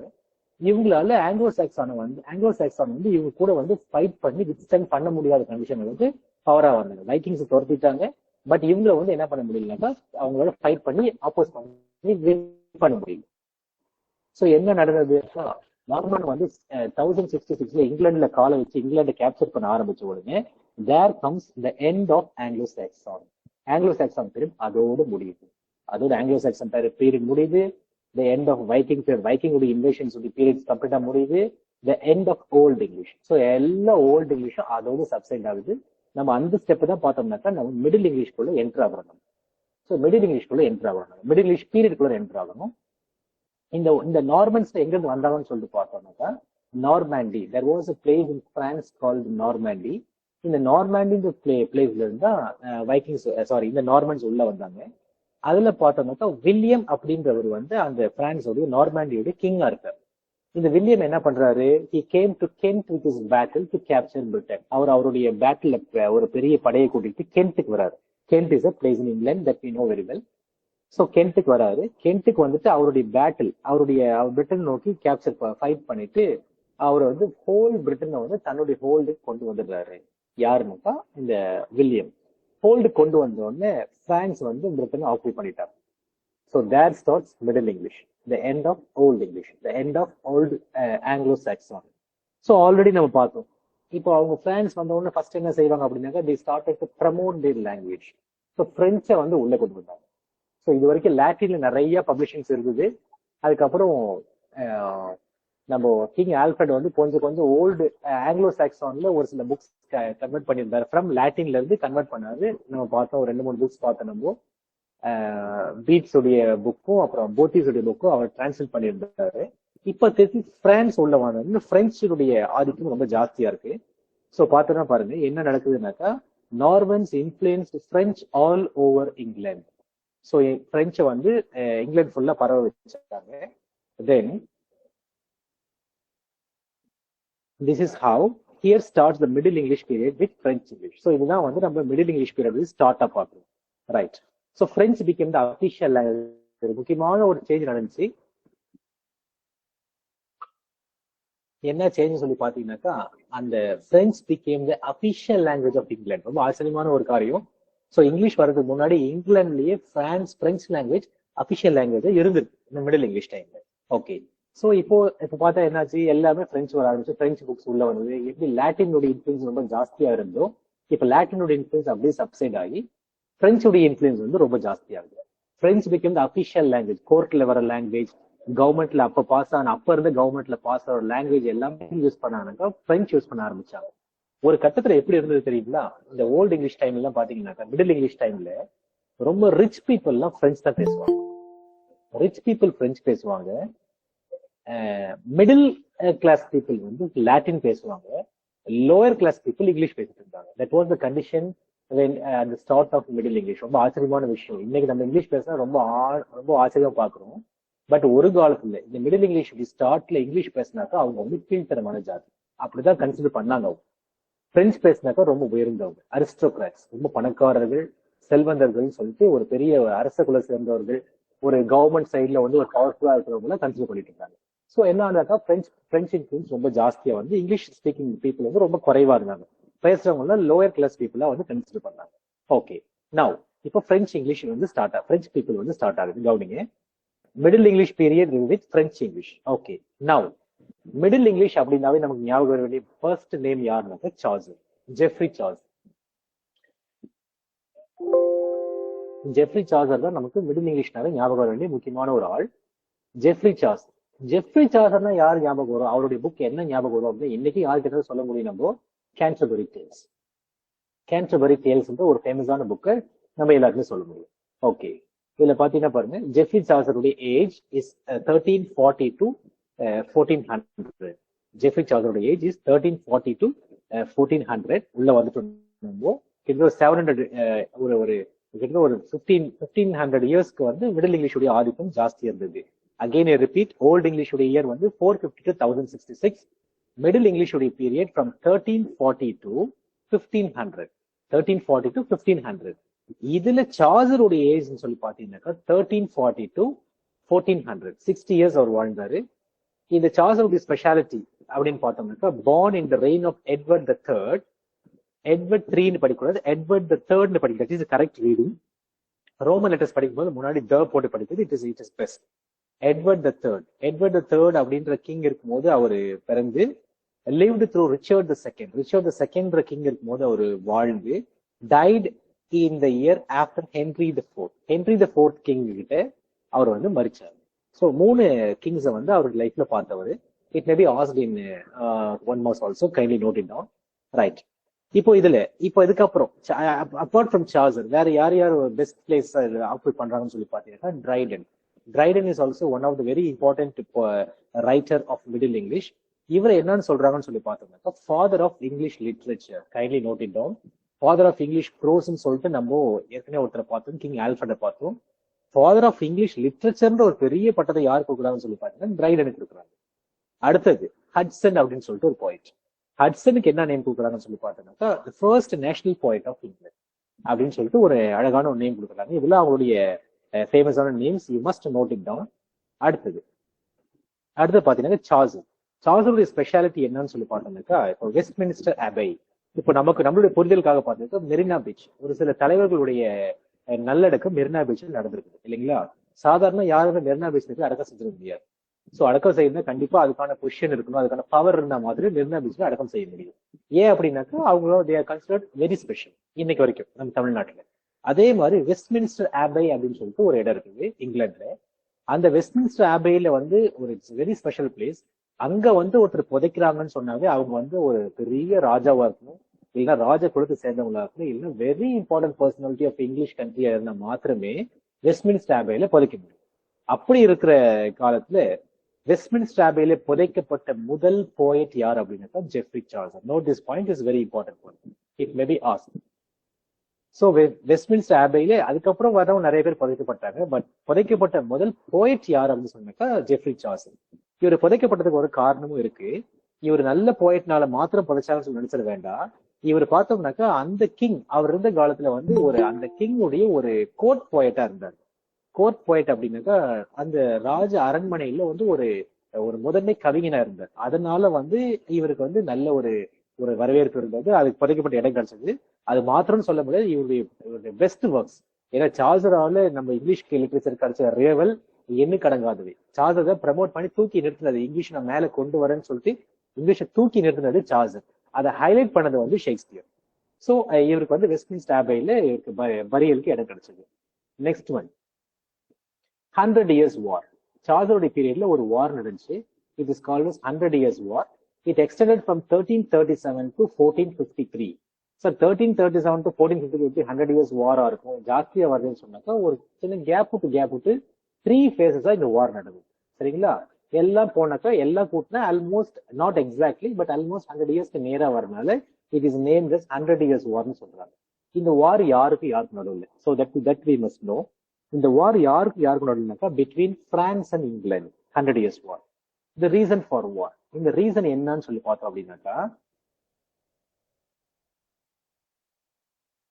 ரீசன் பாத்தீங்கன்னா பாருங்க, in 1327 England was ruled by Edward the third. 1327ல இங்கிலாந்து யார் ரூல் பண்ணிருக்கானாக்கா கிங் வந்து Edward the third. Isabella was the mother of Edward III. இதெல்லாம் கொஸ்டின்ஸ் கேட்கலாம், அவாய்ட் பண்ணிட வேண்டாம். இசபெல்லா யாருன்னு சொல்லி கொஸ்டின் கேட்க சான்சஸ் இருக்கு. Who was the mother of Edward III அப்படின்னு சொல்லி கேட்க சான்சஸ் இருக்கு. ஸோ நார்மலா கொடுக்குற கொஸ்டின்ஸ்ல ஒரே மாதிரி ஆப்ஷன்ஸ் இருக்கும், கன்ஃபியூஸ் ஆயிட வேண்டாம். Isabella. Isabella's brother was Charles the fourth. இந்த டேர்ம் போட்டு ஞாபகம் வச்சுக்கோங்க நீங்க. Charles the fourth was ruling France also. Charles the fourth என்ன பண்றாருனாக்கா அவர் பிரான்ஸை ரூல் பண்றாரு. Right. He was in the deathbed. So பாத்தீங்கன்னாக்கா டெத் பெட்டா இருக்காரு. He had no heirs. Edward III decided to rule France also. So பாத்தோம்னாக்கா இந்த சார்ல்ஸ் த ஃபோர் வந்து பிரான்ஸை ரூல் பண்ணிருக்காரு. அவர் டெத் பெட்ல இருக்காரு. அவருக்கு வந்து ஹேர் கிடையாது. ஹேர் அப்படின்னு வாரிசு, ஆண் வாரிசு. ஹேரஸ் அப்படின்னாக்கா பெண் வாரிசு. நம்ம ஜான்சி ராணி காலத்திலேயே இது நம்ம இங்க பாத்துருக்கோம். நம்ம ஆண் வாரிசு இருந்தா மாத்திரம்தான் கிங்டம் வந்து அவங்களுக்கு தொடர்ந்து போகும். இல்ல பெண் வாரிசு இருந்தாக்கா அவங்களுக்கு வாரிசு இல்லைன்னு சொல்லிட்டு அவங்க வந்து அவங்களுடைய கிங்டம் வந்து கவர்மெண்ட் சப்மிட் பண்ணணும். இது வந்து நம்மளுடைய ஜான்சி ராணி பீரியட்ல இருந்த ஒரு ரூல், பிரிட்டிஷ் ரூல். அதே மாதிரி இங்கே பார்த்தோம்னாக்கா சார்ல்ஸ் த ஃபோர் வந்து பிரான்ஸையும் ரூல் பண்ணிட்டு இருந்தாரு. இது கனெக்ஷன் பார்த்துக்கோங்க. நீங்க எட்வர்ட் III இங்க ரூல் பண்ணிட்டு இருந்தாரு, இங்கிலீஷை ரூல் பண்ணிட்டு இருந்தாரு, இங்கிலாந்து ரூல் பண்ணிட்டு இருந்தாரு. எட்வர்ட் III அம்மா வந்து இசபெல்லா. இசபெல்லாவுடைய பிரதர், அதாவது எட்வர்டுடைய மாமான்னு வச்சுக்கலாமே, எட்வர்டுடைய மாமா சார்ல்ஸ் த ஃபோர், அவர் வந்து பிரான்ஸை ரூல் பண்ணிட்டு இருந்தாரு. இப்போ அவருக்கு வந்து ஒரு ஹையர் கிடையாது, ஒரு ஆண் வாரிசு இல்ல. சோ இல்ல நம்ம வந்து எட்வர்ட் III ஒரு ஆசை வந்துச்சு, அவருக்கு ஆண் வாரிசு இல்ல. சோ இப்ப இதுக்கப்புறம் பிரான்ஸ் வந்து யார் ரூல் பண்ணுவான்னு தெரியல. ஏன் மாமாவுக்கு நம்ம என்ன பண்ணக்கூடாது, ரூல் பண்ணக்கூடாது அப்படின்னு சொல்லிட்டு இவர் என்ன பண்றாரு, சோ பிரான்ஸோட டீல் வைக்கிறாரு. போருக்கு போகல, ஒரு டீல் வைக்கிறாரு. என்னன்னாக்கா எங்க மாமாவுக்கு வந்து ஹையர் வாரிசு இல்ல, அதனால நான் என்ன பண்றேன்னாக்கா உங்களுடைய கண்ட்ரி நானே ரூல் பண்றேன், நல்லா ரூல் பண்ணி கொடுக்குறேன்னு சொல்லிட்டு ஒரு டிசைட் பண்றாரு. ஆனால் பிரான்ஸ் அத்தாரிட்டிஸ், பிரான்ஸ் கவர்மெண்ட்ல ஒரு சில நாட்கள் இருப்பாங்க பாத்தீங்களா, அவங்க என்ன சொல்லிட்டாங்கன்னாக்கா எங்களுக்கு வந்து உங்களுடைய ரூல் தேவை கிடையாது. So we can elect our own king. இங்கிலாந்துல இருந்து வந்து ஒரு ரூல் வந்து எங்க பிரான்ஸ்ல வந்து பண்ண வேண்டிய அவசியம் இல்லைன்னு சொல்லிட்டு அவங்க சொல்றாங்க. So French general did not accept this. French general அவர் நேம் கொடுக்கப்படவில்லை, அவரு இதை அக்செப்ட் பண்ணல. This was known as Edwardian era war. So இவர் கொடுக்கப்படலன்னு ஒண்ணு இவர் என்ன பண்றாரு, இவருடைய படையை கூட்ட பிரான்ஸுக்கு போறாரு. இனிமேல் பேசி பிரயோஜனம் இல்லை, நம்ம அட்டாக் பண்ணி பிடிக்கலாம்னு சொல்லிட்டு போறாரு. அந்த வாருக்கு தான் என்ன சொல்றாங்க, எட்வர்டியன் ஈரா வார். இதுதான் 100 years war. Edwardian era war தான் 100 years war. சோ 100 years வாருக்கு இன்னொரு நேம் என்னன்னா Edwardian era war. This war lasted from 1337 to 1360. So இது பாத்தீங்கன்னா பாருங்க, this is the first phase of 100 years war. First phase of 100 years war 1337 to 1360 நடந்த war தான் first phase of 100 years war சொல்றாங்க. It is also called as Caroline war. தெரிஞ்சுக்கணும், first phase of Edwardian era வார் அதை வந்து Caroline வார்னு சொல்றாங்க, கவனிக்கணும். Then 1369 to 1389 is called as second phase of war. The last phase வந்து 1415 to 1453. So நான் சொன்ன ஃபர்ஸ்டே சொன்ன உங்களுக்கு கேப் விட்டு வார் நடந்தது. ஸோ லாஸ்ட் ஃபேஸ் வந்து 1415 to 1453 நடந்தது. இந்த லாஸ்ட் ஃபேஸ்க்கு என்ன நேம் கொடுக்குறாங்கன்னு சொல்லி பார்த்தீங்கன்னா லான்காஸ்ட்ரியன் வார்னு சொல்லி கொடுக்குறாங்க. ஃபர்ஸ்ட் ஃபேஸ்க்கு லாஸ்ட் ஃபேஸ்க்கு பெயர் கொடுக்கப்பட்டிருக்கு. First phase of war is called as Caroline war and the last phase of war is called as Lancastrian war. Okay. Then இப்ப நம்மளுடைய காலத்துல இருந்த மாதிரி ஒரு பிளாக் டெத், இதெல்லாம் சார்ல்ஸருடைய பீரியட்ல நடந்த எல்லா நிகழ்வுகளும் நான் உங்களுக்கு ஹைலைட் பண்ணிட்டே வந்துட்டு நான் சார்ல்ஸரை பத்தி பார்த்தோம், சார்ல்ஸர் பீரியட்ல நடந்த வாரை பத்தி பார்த்தோம். இப்ப சார்ல்ஸர் பீரியட்ல நடந்த ஒரு ஹைஜீனிக் ப்ராப்ளம், ஒரு சொசைட்டியில நடந்த ஒரு இப்ப நம்ம கரோனா வந்தோன்னு என்ன ப்ராப்ளம் இருந்துச்சோ அதே மாதிரி சார்ல்ஸருடைய வார்ல பிளாக் டெத் அப்படின்னு சொல்லிட்டு ஒரு பிளேக் ஒரு வகையான ஒரு ஃப்ளூ, ஒரு வைரல் ஃப்ளூ, ஒரு ஃப்ளூ இன்ஃபுளுன்சா வந்து பரவ ஆரம்பிச்சது. Just like corona. இப்ப அப்படியே இது ஞாபகம் வச்சுக்கோங்க, கரோனா மாதிரி இப்ப மட்டும் நம்ம மாஸ்க் போடல, இந்த 1347லயே எல்லாம் மாஸ்க் போட ஆரம்பிச்சாங்க இல்லைங்களா. ஓகே. ஸோ பிளாக் டெத்னு பரவ ஆரம்பிச்சது. It spread all over Europe in 1347. ஃபர்ஸ்ட் யூரோப்ல ஸ்ப்ரெட் ஆனது. killed more than 4 billion people. யூரோப்ல ஸ்ப்ரெட் ஆன வார் 4 million people வந்து ஜாஸ்தியான பீப்புள் வந்து ஸ்ப்ரெட் பில்லியன். ஸோ அந்த காலத்துல பில்லியன்றது it is a big number, அது கண்டிப்பா. ஸோ இங்கிலாண்டே பாத்தீங்கன்னாக்கா இந்த வார்ல ரொம்ப அதிகமா அஃபெக்ட் ஆயிடுச்சு. England was also affected very much in the war. It was a major cause for the loss of wealth in England. So பயங்கரமா அடிபட்டுருச்சு இந்த வார், இந்த பிளேக்னால. ஸோ என்ன அது ஆட்டோமேட்டிக்கா வெல்த் இப்பவே நமக்கு தெரியும். நம்ம கரோனாவால நம்ம டைரக்ட்லி ஒரு இன்டைரக்ட்லி எல்லாரும் பாதிக்கப்பட்டிருக்கோம். ஒருவேளை டைரக்டா கரோனாவால நம்ம அஃபெக்ட் ஆகாம இருக்கலாம், பட் ஃபினான்ஷியலா ஏதாவது ஒரு பாதிப்பு இருந்திருக்கும், ஒரு நல்ல காரியம் தடைப்பட்டு போயிருந்திருக்கும், எதிர்பார்த்திருக்க நன்மை தடைப்பட்டு போயிருக்கும், அல்லது தள்ளி போயிருக்கும். ஏதாவது கண்டிப்பா வேர்ல்டு இருக்கிற அத்தனை பேருமே கரோனாவால பாதிக்கப்பட்டிருக்கும். அந்த மாதிரி இந்த பிளேக்னால இங்கிலாந்து வந்து ரொம்ப அட்வர்சரி, நெக்ஸ்ட் யூரோப் இங்கிலாந்து வந்து ரொம்ப அட்வர்சரி அஃபெக்ட் ஆயிடுச்சு. அதனால என்ன பண்ணாங்க, இந்த பிளேக் எராடிகேட் பண்றதுக்காக அவங்களுக்கு ஃபைனான்ஸ் நிறைய செலவு பண்ணிருக்காங்க. செலவு பண்ணதுல அவங்களுடைய வெல்த் கம்ப்ளீட்டா டவுன் ஆகி ஏறக்குறைய ஜீரோட லெவலுக்கு கொண்டு வந்துட்டாங்க. So English became one of the poor countries. Okay, இது வந்து அவர் பீரியட்ல நடந்த ஒரு பயங்கரமான சேலஞ்ச் அவங்களுக்கு. Next one is feudalism. Feudalism it resulted in revolution among people. What is feudalism? ஒரு புரட்சி மாதிரி. இப்ப நம்ம புரிதலுக்கு சொல்றேன் நான். இப்ப ஜல்லிக்கட்டு புரட்சி நம்ம நேர்லயே கண்ணால பார்த்த ஒரு புரட்சிக்காக இதை நான் சொல்றேன் உங்களுக்கு. ஃபியூடலிசம் ஒரு புரட்சி, ஒரு ரெவல்யூஷன் அமங் த பீப்புள். எதை பத்தி ரெவல்யூஷன் அப்படின்னாக்கா, corruption was more in Roman Catholic church. இந்த ரோமன் கேத்தலிக் சர்ச்சஸ்ல கரப்ஷன்ஸ் ரொம்ப ஜாஸ்தி தலைவிரிச்சு ஆடுச்சு. ஸோ கரப்ஷன்ஸ் உள்ள இருக்க சர்ச் கிளர்ஜிஸ்னாக்கா அங்க இருக்கிற பீப்புள், அங்க இருக்கிற ஆளுங்க எல்லாருமே வந்து உள்ள இருக்கிற ஃபாதர்ஸ் எல்லாமே நிறைய கரப்ஷன், பீப்புளை ஏமாந்து நிறைய பணத்துல எடுக்கிறாங்க. இதுக்கு எதிராக தூண்டப்பட்ட ஒரு தூண்டல் தான் இந்த ரெவல்யூஷன். இந்த ரெவல்யூஷன் பேரு ரெவல்யூஷன் புரட்சி, புரட்சின்ற பேரு ஃபியூடலிசம். பாருங்க, ஜான் விக்லிஃப். இந்த ஜான் விக்லிஃப் அப்படின்ற ஒரு மனுஷன் gave voice against this corruption. இந்த கரப்ஷனுக்கு எதிராக, இந்த ஃபியூடலிசம்க்கு அவருடைய வாய்ஸ் அதிகமாக கொடுத்தவர் யாருன்னு ஜான் விக்லிஃப். இந்த மாதிரி சர்ச்சில் பண்றதுலாம் தப்பு, மனுஷனுடைய காசை கொள்ளடிக்கிறீங்கன்னு சொல்லிட்டு இவர் கரப்ஷனுக்கு வந்து வாய்ஸ் கொடுத்தாரு ஜான் விக்லிஃப். இந்த ஜான் விக்லிஃப் பத்தி நிறைய பார்க்கலாம் பிறகு வரும்போது. ரைட், இப்போ இதுக்கப்புறம் சார்ல்ஸ் உடைய ஒர்க், சார்ல்ஸ் எழுதின இம்பார்ட்டன்ட் ஒர்க்ஸ் என்னன்னா அப்படின்னு சொல்லிட்டு நம்ம கொஞ்சம் பார்க்கலாம். The book of Duchess. Charles உடைய ஒர்க் பாத்தீங்கன்னா த புக் ஆஃப் டச்சஸ் அப்படின்ற ஒரு book. The house of fame, house of fame, FAME, fame. Next, the Parliament of Fowls, Troilus and Cressida, Troilus and Cressida, CRISEYDA, Troilus and Cressida, The Legend of Good Woman. Then comes Canterbury Tales. Canterbury Tales. சார்ல்ஸோட best work வந்து Canterbury Tales தான், டவுட்டே கிடையாது. But அவருடைய works, important works சொல்லி பார்த்தோம்னாக்கா இந்த ஒரு 6 நம்ம குறிப்பிடலாம். I repeat, the book of the Duchess, the house of fame, The Parliament of Fowls, Troilus and Cressida, The Legend of Good Woman. Then comes the last and the best one, The Canterbury Tales. Okay. இதுல பார்த்தோம்னாக்கா Charles period was divided into 3. சார்ல்ஸோட பீரியடை வந்து 3 divide பண்றாங்க. என்னன்னு சொல்லி பார்த்தோம்னாக்கா, one is Italian period, another one is French period, and next one is English period. Italian period, French period, English period. So Italian language எப்படி உள்ள வந்ததுன்னு சொல்லிட்டு எக்ஸாக்டான குறிப்புகள் இல்லை. ஆனா இட்டாலியனுடைய இன்ஃபுளுன்ஸுமே இங்க இருந்தது. ஃபர்ஸ்ட் பாத்தீங்கன்னா பாருங்க, French language was the language of the rich. நான் ஏற்கனவே சொன்னது போல பிரெஞ்சு லாங்குவேஜ் வந்து ரிச் பீப்புளுடைய லாங்குவேஜா இருந்ததாங்க. அதுல பாத்தீங்கன்னாக்கா judges and countries, sorry, and courtiers. கோர்ட்டியர்ஸ்னாக்கா கோர்ட்ல இருந்த மக்கள், ஜட்ஜா இருக்கட்டும், வக்கீல்கள் ஆகட்டும், அட்வொகேட்ஸ் ஆகட்டும், அபிஷியல் லாங்குவேஜா என்ன யூஸ் பண்ணோம்? பிரெஞ்சு யூஸ் பண்ணாங்க. ஈவன் இந்த மிடில் இங்கிலீஷ் ஆல்சோ, இந்த மிடில் இங்கிலீஷ் பீரியட்லயுமே பிரெஞ்சு வந்து ரொம்ப தலைப்புக்கு இருந்துச்சு. இதை வந்து கொஞ்சம் மாற்றினது யார் அப்படிங்கிறது சார்ல்ஸ். இந்த இங்கிலீஷ், இந்த பிரெஞ்சு அப்படியே சைலண்ட் ஆக்கிட்டு மாற்றினது சார்ல்ஸ். இங்கிலீஷ் கொண்டு வந்து சார்ல்ஸ். இந்த இங்கிலீஷ் வந்து ஹைலைட் ஆகி பிரிஸ்ட் அப் பண்ணதே வந்து ஷேக்ஸ்பியர். இந்த 2 பேருக்கு இந்த ட்ரெண்ட் போய் சேரும் எப்பவுமே. Okay, Latin was in RC churches. இந்த ஆர்சி சர்ச்சஸ்ல என்ன இருந்ததுன்னு சொல்லி பாத்தீங்கன்னா லாட்டின் இருந்தது.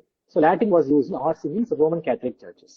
So English was used by the common people. Common பீப்புளுடைய லாங்குவேஜ் எதுவா இருந்தா அப்படின்னு சொல்லி பார்த்தோம்னா இங்கிலீஷா இருந்தது. ஓகே, இது வரைக்கும் புரிஞ்சிருக்கும்னு நினைக்கிறேன். நான் இப்ப கட் ஷார்ட் பண்ணிட்டு நெக்ஸ்ட் என்னுடைய பேஜ் வரேன். இதுல கொஞ்சம் ரைட்டிங்ஸ் வந்து கொஞ்சம் கிளியராகவே இருக்கும். ஓகே, ஸோ இப்படி இருந்த காலத்துல Charles started to right during the middle English. So middle இங்கிலீஷ்ல சார்ல்ஸ் எழுத ஆரம்பிச்சாரு. இப்ப நம்ம பார்த்தோம், நம்ம ஒரு 6 புக்ஸ் பார்த்தோம், இம்பார்ட்டன்ட் ஒர்க்ஸ் ஆஃப் சார்ல்ஸ் பார்த்தோம். இதுல except Canterbury Tales, all other books are dream allegory. Dream allegory, what is dream allegory? Dreamனா நமக்கு எல்லா கனவுகள், அதாவது கற்பனையில் நடந்த மாதிரியே எல்லாமே இருக்க ஒரு காரியங்கள் இல்லைங்களா? எல்லா கற்பனையில இருந்த ஸ்டோரிஸ் மாதிரியும் அந்த மாதிரிதான் இருக்கு. இல்ல Canterbury Tales பார்த்தோம் அப்படின்னாக்கா, Canterbury Tales very important piece of work. அதை பார்க்கணும். இதுல பாத்தீங்கன்னா 24 comic and moral stories told by the group of pilgrims. Pilgrims அப்படின்னாக்கா ஒரு என்ன சொல்றது அப்படின்னாக்கா ஒரு பயணங்கள், ஒரு ஒரு I cannot get the word in Tamil. Kindly excuse me. ஒரு நல்ல ஒரு புனித பயணம். Yes I got it. புனித பயணம் மேற்கொள்ற ஒரு பில்கிரிம்ஸ், ஒரு குரூப் ஆஃப் பில்கிரிம்ஸ் சொல்லப்பட்ட ஸ்டோரிஸ் தான் வந்து இந்த 24 comic moral stories. Just like Hudson, William Long has written a book on the history of English literature. இதுல பாத்தீங்கன்னா வில்லியம் லாங் அப்படின்னு சொல்லிட்டு பாத்தீங்கன்னா அவரு ஒரு புக் எழுதியிருக்காரு ஹட்சன் மாதிரி. நம்மளுடைய history of English literature books பார்க்கணும் அப்படின்னாக்கா 2 புக்கு, ஒன்னு ஹட்சன், இன்னொன்னு வில்லியம் லாங். இவங்க 2 பேரும் ரொம்ப இம்பார்ட்டன்ட் லிட்டரரி ஃபிகர்ஸ். இவங்க பாத்தீங்கன்னாக்கா இவங்க ரெண்டு பேருமே history of English literature books எழுதியிருக்கிறாங்க. நீங்க தேவைப்பட்டால் இந்த புக்ஸ் வாங்கிக்கலாம். It is available in local market also. ரொம்ப நல்லா இருக்கும் ஹட்சனுடைய book. If you want to buy book on English literature, kindly prefer go for Hudson. ஹட்சனுடைய புக் ரொம்ப கிளியரா இருக்கும். It comes about some 200 or 250 rupees only, but it covers all the portions. Okay, இதுல இவர் என்ன சொல்றாரு பாருங்க. He says prologue to Canterbury Tales is a prologue to the modern fiction. இந்த புக்ல இவர் என்ன சொல்றாருன்னு சொல்லி பாத்தீங்கன்னாக்கா, prologue to Canterbury Tales, the prologue to modern fiction சொல்லி சொல்றாரு. modern fiction means novels. இந்த modern fiction கூடிய prologue ஒரு என்ட்ரி வந்து இந்த prologue to Canterbury Tales சொல்லிட்டு புகழ்ந்து சொல்றாரு. Note it down. இந்த sentence prologue to Canterbury Tales is the prologue to the modern fiction சொல்றவர் யார் அப்படின்னாக்கா Hudson. Right, next one. Canterbury Tales happens in London. So Canterbury Tales என்ன நடக்குதுன்னு சொல்லி பார்த்தோம்னாக்கா it happens in London. London அப்படின்ற ஒரு நமக்கு தெரிஞ்ச ஒரு டாப் மோஸ்ட் பிளேஸ்ல நடக்குது. It opens in Tabard Inn in Southwark. Southwark அப்படின்னு ஒரு இடத்துல ஒரு inn means hotel where they can stay, eat and rest a while. அந்த பிளேஸ்ல பார்த்தீங்கன்னா டாபார்ட் அப்படின்ற இன்னுல நடக்குது. அந்த இன்னுடைய ஓனர் யாருன்னு சொல்லி பார்த்தோம்னாக்கா ஹாரி பெய்லி. அந்த இன்னுடைய owner Harry Bailey. He was also a character in Canterbury Tales. இந்த Canterbury Talesல அவருமே ஒரு கேரக்டரா இருக்காரு. Totally 30 pilgrims including Chaucer were undertaking the pilgrimage. So total pilgrimage, புனித பயணம் எத்தனை பேர் மேற்கொள்றாங்கன்னு சொல்லி பாத்தீங்கன்னாக்கா 30 pilgrims வந்து அண்டர்டேக் பண்றாங்க, including Chaucer and including Harry Bailey. இதுல பார்த்தோம்னாக்கா ஒரு காம்படிஷன் அவங்களுக்கு நடக்குது. என்னன்னாக்கா each pilgrim has to tell 2 stories while going and 2 stories will come in. உங்களுடைய புரிதலுக்காக சிம்பிள் இங்கிலீஷ் நான் எழுதியிருக்கேன். இது உங்களுக்கு கண்டிப்பா புரியும்னு நினைக்கிறேன் உங்களுக்கு. S. So each pilgrim has to tell 2 stories while going and 2 stories while coming. Yes. Each pilgrim has to tell 2 stories while going and 2 stories while coming. So ஒரு கால்குலேட் பண்ணிக்கோங்க. 30 pilgrims இருக்கிறாங்க. 30 pilgrims போகும்போது 2 stories சொல்லணும், வரும்போது 2 stories சொல்லணும். அப்போ 1 pilgrim வந்து has to tell 4 stories. அப்போ 1 pilgrim வந்து 4 stories சொன்னாக்கா 30 pilgrims 4 into 30 is equal to 120 stories. 120 stories வந்து சொல்லப்பட்டு இருக்கணும். ஆனால் நம்ம ஃபர்ஸ்ட்லயே பார்த்தோம் it consists of only 24 comic stories சொல்லி பார்த்தோம். அப்போ இந்த ஸ்டோரிஸ் எல்லாம் சொல்லப்படவில்லை, பில்கிரிம்ஸ் சொல்லாம விட்டுட்டாங்க. ஒன்லி 24 அப்படின்னாக்கா 24 ஸ்டோரிஸ் தான் அந்த அவ்வளவுதான் சொல்லப்பட்டிருக்கு இந்த ஸ்டோரிஸ்ல. இதுல பார்த்தோம்னாக்கா பாருங்க, daily will select the best story teller. இதுல ஒரு காம்படிஷன் நடக்குது. என்ன காம்படிஷன் அப்படின்னாக்கா, அந்த இன் ஓனர் டெய்லி இருக்காரு இல்லைங்களா, அவரு என்ன சொல்றாருனாக்கா, நான் வந்து பெஸ்ட் ஸ்டோரியை நான் செலக்ட் பண்ணுவேன். செலக்ட் பண்ணி என்ன பண்ணுவேன், he will give supper to him. யாரு இந்த பெஸ்ட் ஸ்டோரி சொல்லி முடிக்கிறாங்களோ அவங்க பில்கிரிமேஜ் முடிஞ்சு, இந்த புனித பயணம் முடிஞ்சு திரும்பி வந்த உடனே என்னுடைய டாபார்டு இன்ல அவங்களுக்கு வந்து ஒரு சிறப்பான ஒரு சப்பர், சிறப்பான ஒரு விருந்து கொடுப்பேன்னு சொல்லிட்டு சொல்லி முடிக்கிறாங்க. These stories are collectively called as Canterbury Tales. இந்த ஸ்டோரிஸ் கலெக்டிவா Canterbury Tales சொல்லி சொல்றாங்க. Right. Prologue to Canterbury Tales is different, Canterbury Tales is different. சரிங்களா? Canterbury Tales அப்படிங்கிறது collection of stories. Prologue to Canterbury Tales Chaucer எழுதியிருக்கார். எப்படி இந்த Canterbury Tales எழுதப்பட்டதுன்னு சொல்லிட்டு எழுதப்பட்ட ஒரு சின்ன ஒரு என்ட்ரி பீஸ் தான் வந்து Prologue to Canterbury Tales. Yes. These stories are collectively called as Canterbury Tales. இதுல பார்த்தோன்னா பாருங்க, Chaucer intended to write 120 stories but ended up with only 24 stories. நான் சொன்ன point. In these 24 stories, 22 stories are in verse. வேர்ஸ்னாக்கா லாங்கா எழுதப்பட்ட ஒரு காவியங்கள். 22 stories வேர்ஸ்லயும் 2 stories pros style இருக்கு. வேர்ஸ்னா என்ன, ப்ரோஸ்னா என்ன, அந்த டிஃபரன்ஸ் நம்ம தெரிஞ்சுக்கணும். வேர்ஸ்னாக்கா வந்து பார்த்தோம்னாக்கா நமக்கு நிறைய காரியங்கள் கொஞ்சம் எக்ஸ்ட்ரா அடிஷன்ஸ் நிறையவே இருக்கும் உள்ளார. பட் 22 ஸ்டோரிஸ்ல பார்த்தோம் அப்படின்னாக்கா வெறும் ப்ரோஸ் ஸ்டைல். ப்ரோஸ்னா என்ன, just we can get information. உரைநடை. ப்ரோஸ்னா உரைநடை. அது இன்ஃபர்மேஷன் மட்டும் தான் கிடைக்கும். ஒரு பெரிய ஒரு எக்ஸைட்மெண்ட் இருக்காது, ஒரு பெரிய ஒரு எழுச்சி நம்ம புல் அரைக்குதுன்னு சொல்ல முடியாது. But we can get enormous content ஃபுல்லா தெரிஞ்சுக்கணும். ஓகே. ஸோ இந்த டூ ஸ்டோரிஸ் வந்து போஸ்டைல் இருக்கு. அதுலயும் இந்த டூ ஸ்டோரிஸ் யார் எழுதினான்னு சொல்லி பார்த்தா, யார் சொன்னான்னு சொல்லி பார்த்தாக்கா, it was told by Chaucer. நல்லா தெரிஞ்சுக்கணும். It was intended to write 120 stories, but only 24 stories he got. இந்த 24 ஸ்டோரிஸ்ல 22 ஸ்டோரிஸ் வேர்ஸ்லயும் 2 ஸ்டோரிஸ் வந்து ப்ரோஸ்டைல் இருக்கு.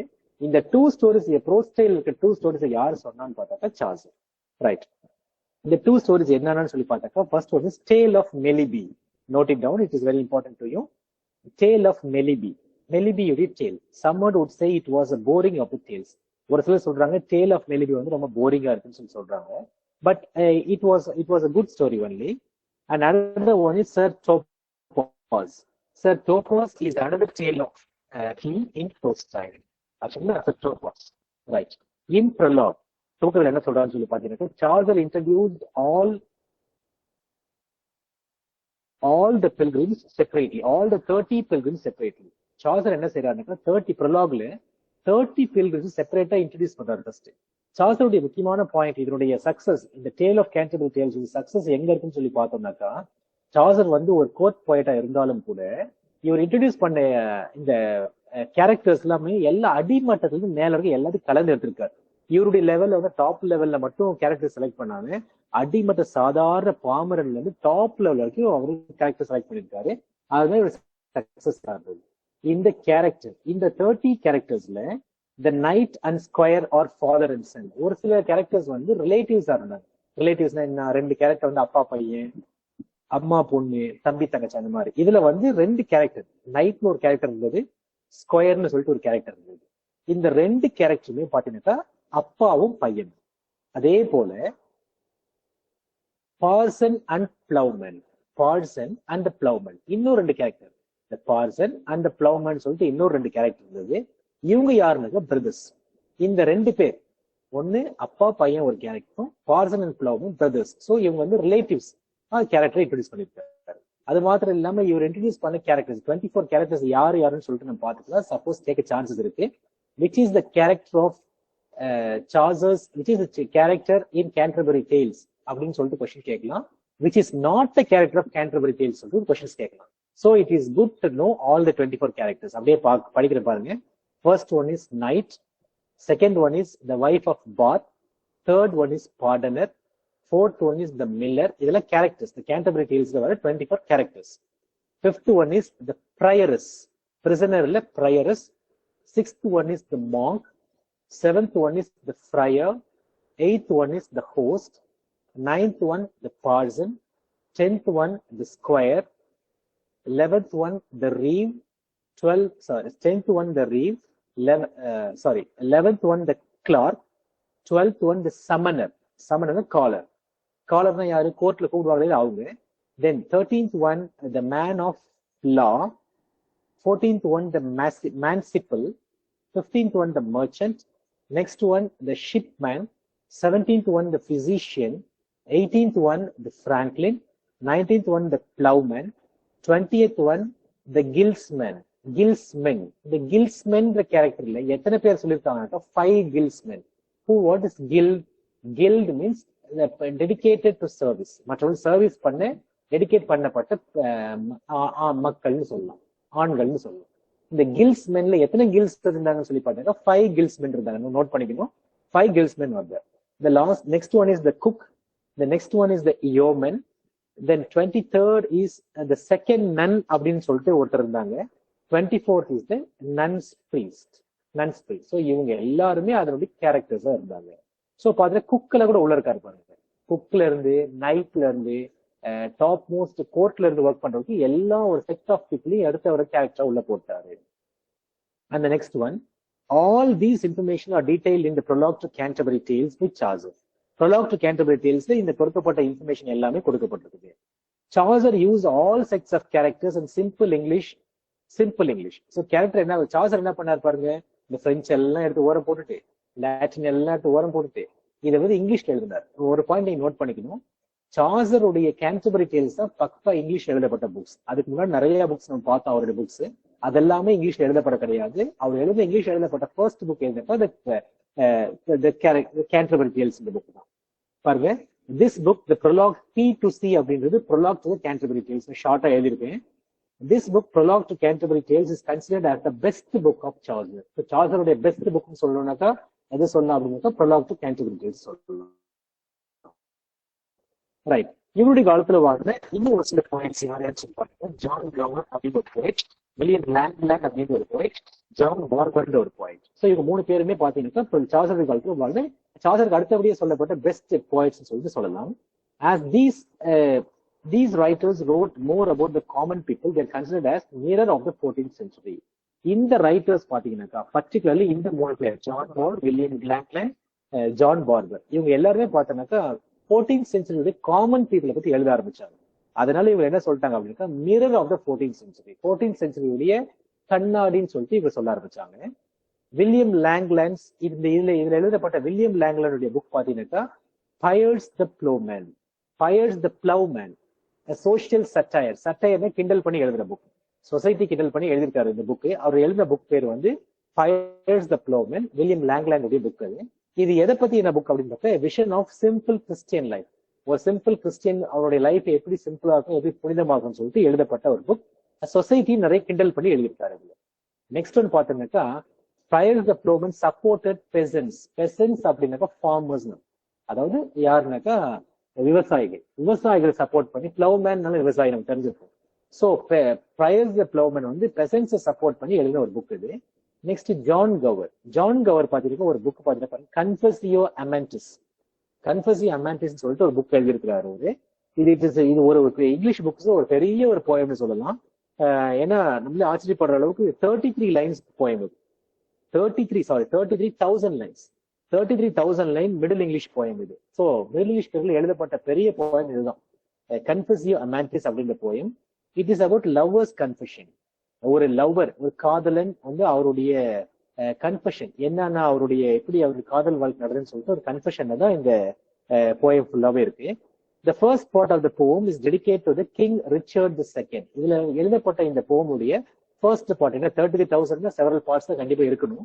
இதுல ஃபர்ஸ்ட் பார்ட் வந்து கிங் ரிச்சர்ட் II அவர் டெடிகேட் பண்ணி எழுதியிருக்காரு. It is a collection of exemplary tales of love by an aging lover. இதுல வந்து நிறைய எக்ஸாம்பிளரி டேல்ஸ், எக்ஸாம்பிளரினாக்கா ரொம்ப ஆச்சரியப்படத்தக்க எல்லாத்தையும் மிஞ்சிய டேல்ஸ் இருக்கு. டேல்ஸ் ஆஃப் லவ் எல்லாமே காதலை குறிச்சு தான். பை அன் ஏஜிங் லவர், ஒரு கொஞ்சம் வயசான ஒரு லவருடைய காதலுடைய வெளிப்பாடாக தான் இதனுடைய கலெக்ஷன்ஸ் தொகுப்புகள் கொடுக்கப்பட்டிருக்கு. He made several criticism about 14th century. இந்த போயிட் இந்த ஜான் கவர் பாத்தீங்கன்னாக்கா நிறைய 14th century பத்தி நிறைய கிரிட்டிசைஸ் பண்ணி எழுதியிருக்காரு. அது மட்டும் கிடையாது, but Chaucer did not give open criticism about 14th century. Chaucer பாத்தீங்கன்னா 14th centuryல என்ன செஞ்சாருனாக்கா பிரெஞ்சுடைய ஆதிக்கத்தை குறைச்சிட்டு இங்கிலீஷ்ல நிறைய எழுத ஆரம்பிச்சாரு. இவங்களும் இங்கிலீஷ் நிறைய எழுத ஆரம்பிச்சாங்க, இங்கிலீஷ்ல தான் நிறைய எழுத ஆரம்பிச்சாங்க இந்த மூணு போயிட்ஸும். இவங்களாம் என்ன பண்ணாங்கன்னாக்கா பிரெஞ்சு 14th century ரொம்ப அதிகமா கிரிட்டிசைஸ் பண்ண ஆரம்பிச்சாங்க. ஆனா ஜான் கவர் பாத்தீங்கன்னாக்கா ஜெஃப்ரி சாசர் வந்து 14th century வந்து டைரக்டா கிரிட்டிசைஸ் பண்ணல. ஏன் அப்படின்னாக்கா அவர் வந்து ஒரு அரசவை புலவரா இருந்தார். சோ அவர் வந்து ஒரு கவர்மெண்ட்டுக்குள்ள இருந்துகிட்டே கவர்மெண்ட் கிரிட்டிசைஸ் பண்ணக்கூடாதுனால டைரக்டா கிரிட்டிசைஸ் பண்ணாம ரொம்ப இன்டைரக்டா லைட்டா மாத்திரம் கிரிட்டிசைஸ் பண்ணிட்டு வந்தாருன்னு சொல்லி பாக்கணும். Next continue. John barber considered as the poet of Scottish poetry. தெரிஞ்சுக்கணும், ஸ்காட்டிஷ் போயட்டுடைய போயட் சொல்லிட்டு யார சொல்லலாம்னா ஜான் பார்பர் சொல்லலாம். அவருடைய புக் தான் த ப்ரூஸ். ப்ரூஸ் வந்து ஒரு ஃபேமஸான book. So you should note it down. Bruce, the book Bruce was written by Scottish poet called John Barber. Okay, it was a long narrative poem. It was a history of Scottish struggle for freedom. The Bruce என்ற இந்த book பாத்தீங்கன்னாக்கா எதை பத்தி அப்படின்னாக்கா it is a long narrative poem. Describe பண்ணி எழுதப்பட்ட poem Scottish உடைய freedom ஸ்ட்ரகிளை பத்தி, ஸ்காட்லாண்டுடைய ஃப்ரீடம் ஸ்ட்ரகிளை பத்தி எழுதப்பட்ட போயம் தான் இந்த புக் தான் இந்த Bruce. Next the prose of Charles age. Wycliffe, John Wycliffe சொல்லிட்டு ஏற்கனவே ஒருத்தர் பார்த்து தெரியுங்களா? அவர் என்னக்கா feudalism, I think you might remember. Feudalism அவங்க கவர்மெண்ட் பர்டிகுலர்லி ஆர்சி சர்ச்சஸ்ல நடந்த பிரச்சனைகள் ப்ராப்ளம்ஸை மார்ட்டின் லூத்தருக்கு முன்னாடி நடந்த பிரச்சனை ப்ராப்ளம்ஸை வந்து விவரிச்சு காமிச்சு எழுதின புக்கு தான், அதை கிரிட்டிசைஸ் பண்ணி எழுதின புக்கு தான் வந்து தி ப்ரோஸ் ஆஃப் சார்லஸ் ஏஜ்ல இருக்கு. ஜான் விக்லிஃப் தான் வந்து அவரை ப்ரமோட் பண்ணி அந்த ஃபியூடலிசம் வந்து நிறைய கிளர்ச்சி உண்டு பண்ணாரு. இதுல பார்த்தோம்னாக்கா விக்லிஃபுடைய கான்ட்ரிபியூஷன்ஸ் ஒரு சிலது இருக்குது. என்ன அப்படின்னு சொல்லி பார்த்தோம் அப்படின்னாக்கா விக்லிஃப்ஸ் இங்கிலீஷ் பைபிள். இவர் என்ன செஞ்சாரு பாருங்க, பைபிள்ல லாட்டின்ல தான் இருந்துச்சு. அப்போ வந்து இங்கிலீஷ் பைபிள் கிடையாது. ஸோ இங்கிலீஷ் பீப்புள் வந்து பைபிள் படிக்க சான்ஸ் இல்லாம, வாய்ப்புகள் இல்லாம இருந்துச்சு. பிரெஞ்சுடைய ஆதிக்கம் இருந்து கூட அந்த பைபிள் வந்து இங்கிலீஷ்ல தான் இருந்துச்சு. இவர் என்ன செஞ்சாருன்னு சொல்லி பாத்தீங்கன்னாக்கா, he was the first man to translate English Bible from Latin to English. Sorry, he was the first man to translate Bible from Latin to English. Englishல translate பண்ணி இப்ப எழுதின உடனே so many common people started to read Bible. அப்புறம் pamphlets கைப்பிரதிகள். அவர் வந்து கிறிஸ்டியானிட்டிக்கு நிறைய கைப்பிரதிகளும் கொடுத்தாரு. நிறைய கான்ட்ரோவர்சிஸ் வந்தது. அதனால ஒரு சிலர் ஒத்துக்கிட்டாங்க, ஒரு சிலர் ஒத்துக்காம இருந்தாங்க. நிறைய கான்ட்ரோவர்சி வந்து, பட் விக்லிஃப் பேம்ப்ளெட்ஸ் வந்து ஒரு ஃபேமஸான ஒரு ஒர்க்ஸ் ஆகுது. அதே மாதிரி அவருடைய முக்கியமான டிரான்ஸ்லேஷன் வந்து translation of Bible from Latin language to English language. இது இல்லாம வேற என்ன பண்ணிருக்காருன்னு சொல்லிட்டு travels of sir John Mandeville அப்படின்ற ஒரு புக் எழுதியிருக்காரு. He traveled all through Asia and booked his experience in this book. இந்த ஜான் விக்லிஃப் என்ன பண்ணிருக்காரு, ஏஷியா ஃபுல்லா டிராவல் பண்ணி travels of sir John Mandeville அப்படின்ற ஒரு புக்கை எழுதியிருக்காரு. Next, it is a French translation. இதுவுமே பார்த்தாக்கா பிரெஞ்ச் டிரான்ஸ்லேஷனா பார்க்கப்பட்டிருக்குது. கவனிங்க, Chaucer introduced many rhyme style in English from French. இது தெரிஞ்சுக்கணும் நமக்கு. சார்சர் பாத்தீங்கன்னாக்கா ஒரு பிரெஞ்ச் கவர்மெண்ட்ல வேலை செஞ்சாரு, பிரெஞ்ச் கோர்ட்டியரை வேலை செஞ்சாரு, பிரெஞ்ச் லாங்குவேஜ் நல்லா தெரிஞ்சவர். அவர் இங்கிலீஷ்லயும் கால் பதிச்சனால இவர் என்ன செஞ்சாருனாக்கா, பிரான்ஸ்ல இருக்கிற பிரெஞ்ச் லாங்குவேஜ்ல இருக்கு நிறைய இம்பார்ட்டன்டான ரைம் ஸ்கீம், ரைமிங் வேர்ட்ஸ், முக்கியமான பொய்டிக் ஸ்டைல்ஸ் எல்லாத்தையும் இங்கிலீஷ் இன்ட்ரோடியூஸ் பண்ணி கொண்டு வந்தார். அதுல இன்ட்ரோடியூஸ் பண்ண முக்கியமான ஒரு ஸ்டைல் அப்படின்னா rhyme Royal is very very very very important. The rhyme style, rhyme royal, was introduced by Chaucer. It was taken from French language and introduced into English language. Next comes the age of Shakespeare. Age of Shakespeare intro மட்டும் கொடுத்து இந்த class நான் முடிக்கிறேன். Of course நிறைய content கொடுத்துருப்பேன்னு நினைக்கிறேன். It is a light content. இனிமேல் வர class வந்து இனிமே கொஞ்சம் ஹெவி இன்டெப்தா இருக்கும் உங்களுக்கு. If you have any doubts, you get permission from sir and you can post your doubts in the group. கால் பண்ண வேண்டாம் எனக்கு தயவு செய்து. ஏன்னா பிகாஸ் நாங்க கொஞ்சம் எக்ஸாம் பேசிட்டு கால் எடுக்க முடியாது. நீங்க எனக்கு வாட்ஸ்அப் பண்ணீங்கன்னாக்கா ஒன் டேக்குள்ள உங்களுக்கு டவுட்ஸ் வந்து நான் கிளியர் பண்ணி கொடுத்தாரு. Yes, next comes the age of Shakespeare. இப்ப பாக்குறோம் ஓல்டு இங்கிலீஷ்ல இருந்து பாத்தீங்கன்னாக்கா that is old English called as Anglo Saxon. Anglo Saxon period skip ஆகி மிடில் இங்கிலீஷ்க்கு வந்தோம். இப்ப மிடில் இங்கிலீஷ் பீரியட் அப்படின்னாவே it is called as age of Chaucer. அப்படின்னு சொல்லி பார்த்தோம். இங்க வந்து English starting bloom, French language, Latin language எல்லாம் அப்படியே ஸ்டாப் அப் பண்ணிட்டு இங்கிலீஷ் ப்ளூம் ஆனிச்சு. இதுக்கு அப்புறம் சார்சருக்கு அப்புறம் பாத்தீங்கன்னாக்கா it is called as the age of new renaissance. அப்படின்னாக்கா ஒரு ரிவைவல். அதாவது ஏஜ் ஆஃப் ஷேக்ஸ்பியர்னு சொல்லுவோம். Age of Shakespeare is also called as Elizabethan age. Elizabethan age நம்ம வந்து இதை ஃபேமஸா சொல்லுவோம் நம்ம இதை. சரி, ஒரு ஷார்ட் இன்ட்ரோ மட்டும் கொடுத்துட்டு நான் முடிக்கிறேன். ஏஜ் ஆஃப் ஷேக்ஸ்பியர்னாவே நமக்கு நல்லா தெரியும். ஷேக்ஸ்பியர்னாவே is known for his plays. இன்னைக்குமே யாருக்குனாலுமே இங்கிலீஷ்னாக்க நீ என்ன பெரிய ஷேக்ஸ்பியரான்னு சொல்லிட்டு ஃபர்ஸ்ட் சொல்லுவாங்க. அதுக்கப்புறம் தான் மற்ற எல்லாருமே. அதோட ஹைலைட் என்னன்னு சொல்லி பாத்தீங்கன்னாக்கா, Shakespeare did not get any formal education. ஒரு தரமான ஒரு சரியான கல்வி, முறையான கல்வி அவர் படிக்கவே கிடையாது. அப்புறம் எப்படி அவரு இவ்வளவு ஹைலைட்ஸ், எவ்வளவு பெரிய யூனிவர்சிட்டி ஸ்காலர்ஸ் இன்னைக்கு அவருடைய புக்ஸை பார்த்தோம்னாக்கா டாக்டரேட்ல பிரிஸ்கிரைப் பண்றாங்க. ஆனா அவர் வந்து ஒரு ஃபார்மல் எஜுகேஷன் கூட எடுக்காதவர். ஸோ அவர் என்ன செஞ்சார், அந்த பீரியட்ல என்ன செஞ்சார், எப்படி ஹைலைட் ஆனாருன்னு சொல்லிட்டு பாக்குற புக்ஸ் தான் வந்து நம்ம இது. ஸோ ஏஜ் ஆஃப் ஷேக்ஸ்பியர் நம்ம பார்க்க போற தொடர்ந்து. நம்ம ஏஜ் ஆஃப் ஷேக்ஸ்பியரோட இயர் பாத்தீங்கன்னாக்கா 1564 to 1616 அவர் இருந்தாரு. இப்ப பாத்தீங்கன்னா he was born in Elizabethan age and alive till Jacobean period. Elizabethan ஏஜ்ல பிறந்தாரு. அதனாலதான் எலிசபெத்தன் ஏஜ் வந்து ஏஜ் ஆஃப் ஷேக்ஸ்பியர்னு சொல்றாங்க. எலிசபெத்தன் ஏஜ் வந்து ஹிஸ்டாரிக்கல் நேம். ஏன்னா எலிசபெத் குயின் வாழ்ந்தவங்க. லிட்ரேச்சர்ல எப்படி சொல்றோம்னா அந்த எலிசபெத்தன் ஏஜ் வந்து the age of Shakespeare சொல்றோம். So don't confuse between these two. He contributed more to literature in the Elizabethan age. Literature in Elizabethan age was very very popular. So literature பயங்கர highlight ஆச்சு, பயங்கர Bloom ஆனது பாத்தீங்கன்னாக்கா இந்த Elizabethan ஏஜ்னு சொல்லலாம். Notable growth in arts and literature. Writers of Elizabethan age were more than the writers of Chaucer's age. இதோட நான் முடிக்கிறேன். ஸோ சார்சர்ஸ் ஏஜ் இந்த ரைட்டர்ஸ் விட எலிசபெத்தன் ஏஜ்ல இந்த ரைட்டர்ஸ் வந்து ரொம்ப ஜாஸ்தியானாங்க. அதுக்கு முக்கியமான காரணம் என்னன்னாக்கா லாங்குவேஜ் இன்ஃபுளுன்ஸ் ஆஃப் இங்கிலீஷ் மட்டும்தான் that was dominant in that time. Elizabethan ஏஜ்ல இங்கிலீஷ் மட்டும் தான் இருந்துச்சு. சார்சர்ஸ் ஏஜ்ல நம்ம பிரெஞ்சு டாமினேட் பண்ணதுன்னு பார்த்தோம், லாட்டின் லாங்குவேஜ் ஜாஸ்தி இருக்குன்னு பார்த்தோம். இட்டாலியனுடைய இன்வர்ஷன்ஸ் கூட கொஞ்சம் கொஞ்சம் இருந்துன்னு சொல்லி பார்த்தோம் நம்ம இல்லைங்களா. சோ இங்க பட் ஷேக்ஸ்பியர் ஏஜ்னு வரும்பொழுது பார்த்தோம்னாக்கா பிரெஞ்சு எல்லாம் ஓரமா போயிடுச்சு, லாட்டின் எல்லாம் ஓரமா போயிடுச்சு. ஒன்லி தேர் ஸ்டூட் இங்கிலீஷ் லாங்குவேஜ். சோ அதனால நிறைய ஸ்காலர்ஸ் வந்து மடமடன்னு எழுத ஆரம்பிச்சாங்க. சோ இதுதான் ஷேக்ஸ்பியர் ஏஜுடைய இன்ட்ரோடக்ஷன். சோ இந்த நெக்ஸ்ட் கிளாஸ் நம்ம என்னைக்கும் சார்ட்டை கன்சிடர் பண்ணிட்டு அவர் சார் உங்களுக்கு ஷெட்யூல் கொடுப்பாரு, நம்ம பார்க்கலாம். இதை நோட் பண்ணுங்க. கேட்கறதுக்கு வந்து ரொம்ப ஈஸியா இருக்க மாதிரி இருக்கும், பட் எல்லாத்தையும் நீங்க புட் டுகெதர் பண்ணீங்கன்னா கொஞ்சம் கன்ஃபியூஷன்ஸ் இருக்கும். ஏன்னா இயர்ஸ் நிறைய பார்த்திருக்கோம், போய்ட்ஸோட நேம்ஸ் நிறைய பார்த்திருக்கோம், ரைட்டர்ஸோட நேம் நிறைய பார்த்திருக்கோம், எந்த ஏஜ்ல யார் யார் என்னன்னு தெரிஞ்சிருக்கும் உங்களுக்கு. சோ இந்த கன்ஃபியூஷன்ஸா இருக்கிறாங்க. யூ ஹேவ் டு ரைட், நிறைய எழுதி பாருங்க. நீங்க இம்பார்ட்டன்ட் ஃபிகர்ஸ் எழுதி பார்த்து ஒரு மைண்ட் மேப்பா நோட் பண்ணிக்கோங்க. சார்ட் மாதிரி போட்டு நீங்க படிச்சுட்டு வந்தீங்கன்னாக்கா it will be useful for you. Yes, thank you so much. I think this class is very useful to you. உங்களுடைய comments plus and minus எதுவாரும் தாராளமா எனக்கு கொடுக்கலாம். If you need a change in the style of my teaching, I am ready to do the change also. Thank you so much. See you in the next class.